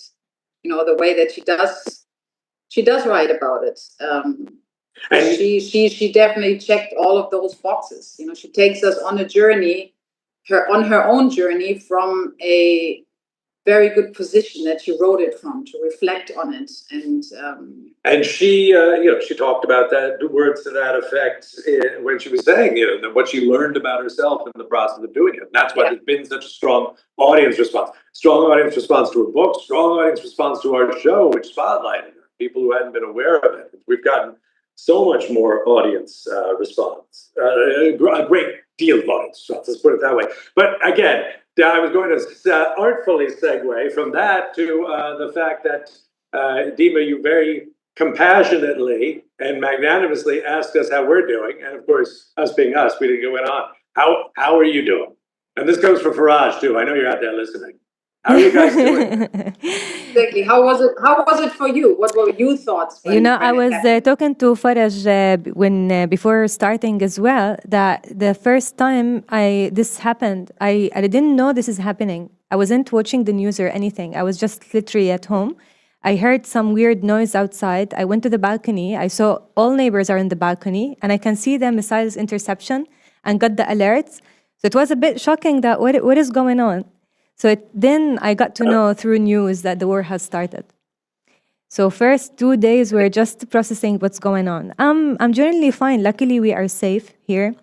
Luckily also even like at Middle Essex University where they are doing a great job in managing things and we are in They're doing compassionate incredible. community anyway. Like even those little meetings we used to have, it feels more as a community coming up together rather than just rules and policy, you know. So this Yeah. was helpful. Students, I got the same thing. Attendance was great. I could see at the beginning of like first 5 to 10 minutes, there's some uncertainty and stress. But as we get into class, I can see that the energy totally shifts. It becomes a distraction for all of us. So yeah. generally is good. Definitely. The first 5 to 10 minutes of this show today, there was a lot of stress and uncertainty. Yeah, right? no, it's still, but that's It's what I'm all talking going- about. The new experience of being online. You know, that's exactly what I meant. Like in media, we keep saying like lots of positive people. I understand that, and generally we are safe. It's good to be positive, but at the same time, I got worried, especially for my students and Gen Zs, who they might question their feelings if they keep saying all those social media influencers bragging about them being safe. We are safe. I understand that, but also each person still have uncertainty inside them. I didn't want my students also to question their feelings, you know, or feel that they are forced to pretend that they are fine while they are processing something else. That's what you were talking about. Okay, Yeah. now I get and absolutely. Only took you the entire length Yeah, of the... exactly. But no, that totally makes sense. Especially, yes, for people who are paying undue attention to social media. And Correct. anyway, go on. Sorry. No, done. So, What do you think is the antidote to that then? Sorry? What do you think is the antidote to that then? If you said you're worried about the students and maybe that they're not processing or needing help with processing it because of what they see on social media, what do you think is the solution? Writing. It could be. I specify like the first 5 minutes of my classes just to catch up. So we all share catch up. How things have you been? How have you been? How do you feel? All these things. Then we transition to class. But I had to tell them like whatever you see on social media, just like thankfully we are safe. Everyone is safe. But don't question how you feel about it. Some people are stressed. Some people are not. Some people are in denial mode. Others they just feel happy that they are home. You know, so just don't make that like to add stress to you that you should perform or pretend that you are very positive and you're just doing fine. Yeah. And that's it. And I do think I feel fortunate to be teaching media. And again, we're all of us teaching across a broad spectrum of media, advertising and PR and branding and digital media and creative writing and journalism and film and but all of them really, and I always tell this to prospective students who can't decide on a program, I say all media is about storytelling. And one thing I see with all these students across all of these programs is that the storytelling is an act that is helping them, unquestionably, helping them deal with it and process the conflicting feelings because storytelling is about conflict. Funny enough, just a week before this started, I was with the journalism students, and we're talking about like their path in journalism. What kind of topics they're mainly interested in, and all of them they're interested in politics. And they wish they go on field. I was like, guys, we luckily live in a very safe country. Where do I get you politics from? Like, how would you get involved? Then a week later, this happened. I was like, okay, we definitely jinxed ourselves. Now you can go wild. Go wild with political analytics and everything you want. Okay, we can go back to Daniela. Daniela, also you have another. But I also weigh in there. You know, again in terms of course we all know that a lot less books, unfortunately, are being read these days than ever before. You know, which again, I mean, that there will be a whole other podcast. But I would also say, you know, since we teach journalism and creative writing students, I do truly hope and I want to encourage them to really also write about this experience from someone who was there on the ground and how it felt and what the situation was. Because if we only are to believe social media, we'll never get the true eyewitness reports. We never will get something that will be passed on to later generations, of knowing what. I wish there would have been more writing about the 80s and the 90s in book form, in prose form from that time, but there isn't. But now, thanks to us teaching them and giving them all the tools, I really do hope that people write it down, to really conserve it. Are you referring to pass it specific on to other region? generations. Are you specific to? Are you referring to specific region or globally? No. I mean, for example, that we have people now, who experienced that. What now happened? What just now happened a week ago, 2 weeks ago? To really write that down and to have it, because just like you now said, don't rely on social media. This is really not something. Those are not documents that will. Who was it again? Who cried buckets of tears when he found Cicero's letters in 1345, after the Dark Ages in Europe. But anyway, strangely enough, that one's not on the tip of my tongue. Well, the guy started with P, his name, but in any case, there was after Phil. the Dark Ages in Europe, and then those letters from Cicero were found again, and he wrote it beautifully. He said I could hear Cicero's words they were uttered yesterday. I do truly also believe, we're not just here as writing in times of uncertainties, but also, again, what does writing mean also in the time of AI and in the time of social media? I do believe, or I strongly encourage those who have lived it to write it down and conserve it. And we have, for example, we have from the countries affected, we have a lot of literature, but have more come from that part. Like you said, even 2 weeks ago, you said to the students we're still saying nothing is never going to happen in that term. And then it does. What does it mean? How do you perceive it? After having sort of waned yourself in that sort of cocoon, in that bubble, to then have something happen to you. Write about it. It doesn't matter if it's in fiction or non-fiction. It can be in a piece of memoir. It can be in other writing.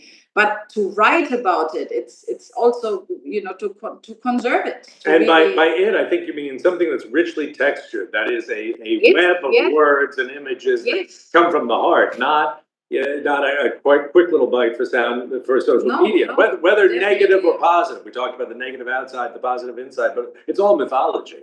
Something that actually just is somebody pouring out their heart on the page. And really also to try and immerse someone, who would read it into that situation, to really share that moment with others in, like David said, in an intricate, multi-layered story.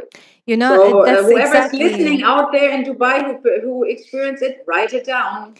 That's exactly. Okay, sorry, I shut up no, already. it's fine. That's exactly what I meant by don't be fooled by what's going on social media. I'm not necessarily saying they are pretending, but I'm saying that don't let someone else's story define how you feel about it. Like each one of us, that's very nicely that's put, a good exactly. point. we are humans too. Each one of us have their own story. Don't feel the stress that you should feel it or experiencing the same way that others are doing it. Exactly. Have agency over your own story. 100%, yeah. Yeah, that's very true. Nice one. I can't top that. Let's just have an awkward pause for a few minutes. We can have a pause. Reflecting. Okay, you mentioned in your book, going back to your book, I think this session was more about like feeling the uncertainty and talking about it than more of a structured one. But going back to your own... But it's also important, right, to talk about it in order to cope with it. So No, 100%. And anyway, in this show, we always go with the flow. And this is the flow right now. So, and I'm very impressed by, even under these adverse circumstances, we still deliver an episode. No, honestly, thanks to you, David, because you're the one who were like saying, I don't wanna lose momentum. I wanna keep going. So no, thanks to you for pushing through. I'm glad you did that as well. So going back, yeah. No, go ahead. Yeah, Going back. going back to the only thing I'm certain about lately that we have 5 minutes left. That's the only certainty we have good. for now. I know Yeah. how to fill those 5 minutes, besides a lot of awkward pauses or us Yeah, staring sure. at each other. First of all, I want to thank Dima for having the Yes. idea to make Daniela our guest, because I was going to recite some of my poetry for now. And Dima said, well, that's good, but what if also Daniela has so many projects going on? We have her on a little earlier than we planned to talk about them. And I want to thank Daniela for kindly consenting under adverse circumstances to talk about them. And one thing we didn't talk about in your mountain of projects you have going is your authors group. And I'm wondering about, with your authors group, what's going on with them in the current situation. So could you talk a little bit about that? Yes, I mean when my first book came out, I felt very lonely in Dubai, and so I started that group called Authors of Dubai. I mean, we also have members from other Emirates as well, but now we're counting over 100 members. Actually, Donya was our 100th member. Did you get a cake? No, I wrote it in the book too. I said if we were in Carrefour, you would have won something, but now you just won the membership with our group. But I think we did there was nothing much writing related that we really discussed about it on the group, but I think it's definitely something that shook us all, I think, as writers, and it's something to reflect on. But it's really something what surprised me once I started that authors group is really also how many writers there are in Dubai and in the UAE, and how many there are to write exactly that down. I mean, there's nothing more profound that I can say about it. Well, no, just that it's a very active, ongoing concern. There's a rich subculture of writers. And a lot of them, by the way, have also, a lot of them actually have been particularly told years ago, do not write a book about Dubai. Nobody will read it. But by their agents and editors? By their agents and editors, and also publishers who said, now it's just too far removed, it's too far away, it's their own little bubble. But like I said, that was 2 years ago. I do believe a lot has changed since then. And maybe I'm also speaking totally from a place of hope, because, Dubai is my world, Dubai is my home. And I really, I write best about the places I live, and if I want to immerse my readers into it, I write about what I know best, and that's definitely Dubai. I've just lived there long enough to have that seeped into my, very fabric that I write about. But it's a very nice, productive group. I'm very happy to anyone who has published a book and is not in that group yet to please reach out to me, and I can add them to the group. We always meet regularly. We're a support group, give each other also creative support and support in times of writer's block, etc., etc. It's just a good community, the same way as what Dima also mentioned before. Sorry, I was not blanking on your name, Dima. There were just some monkeys outside hanging from one tree to the other, and thank God not doing the sounds they made before. So the community aspect, of it, I think that's something that's quite unique. And I felt, for example, again coming back to writing, I'm a very social person, and writing is a very solitary activity. To have a community like that around me to support me and knowing that they exist is very important. I mean, the community life in general, and I think it's very strong in Dubai, not just with writing. I think the communal feeling of really having a strong community is quite unique, I have to say, when it comes to a city of that size. Thank you, Daniela. Well, you wanted to call this writing at the crossroads of uncertainty. I think that's a good point to close out on. That and I think we've learned a lot from our students about how writing helps heal the uncertainty and solve the uncertainty. Right. Well, thank you, Daniela, for joining us. Thank you, David, as well. I know you both are in uncertain place as well. Yes. I want to be back in that studio next week. We want you back in the studio as well. Thank you for joining despite what you're going through right now. Hope to see you very soon. Thanks for You will. our listeners. This I've had. And Thank you. David, I'll let you end it. I won't take that part from you. Oh, yes, you've been listening to Crossroads on Mira Business FM in collaboration with Middlesex University Dubai. Look for us on all the usual platforms, Spotify, Apple, Amazon. We're out there waiting for you. And Sri Lanka. Bye. Bye. Bye.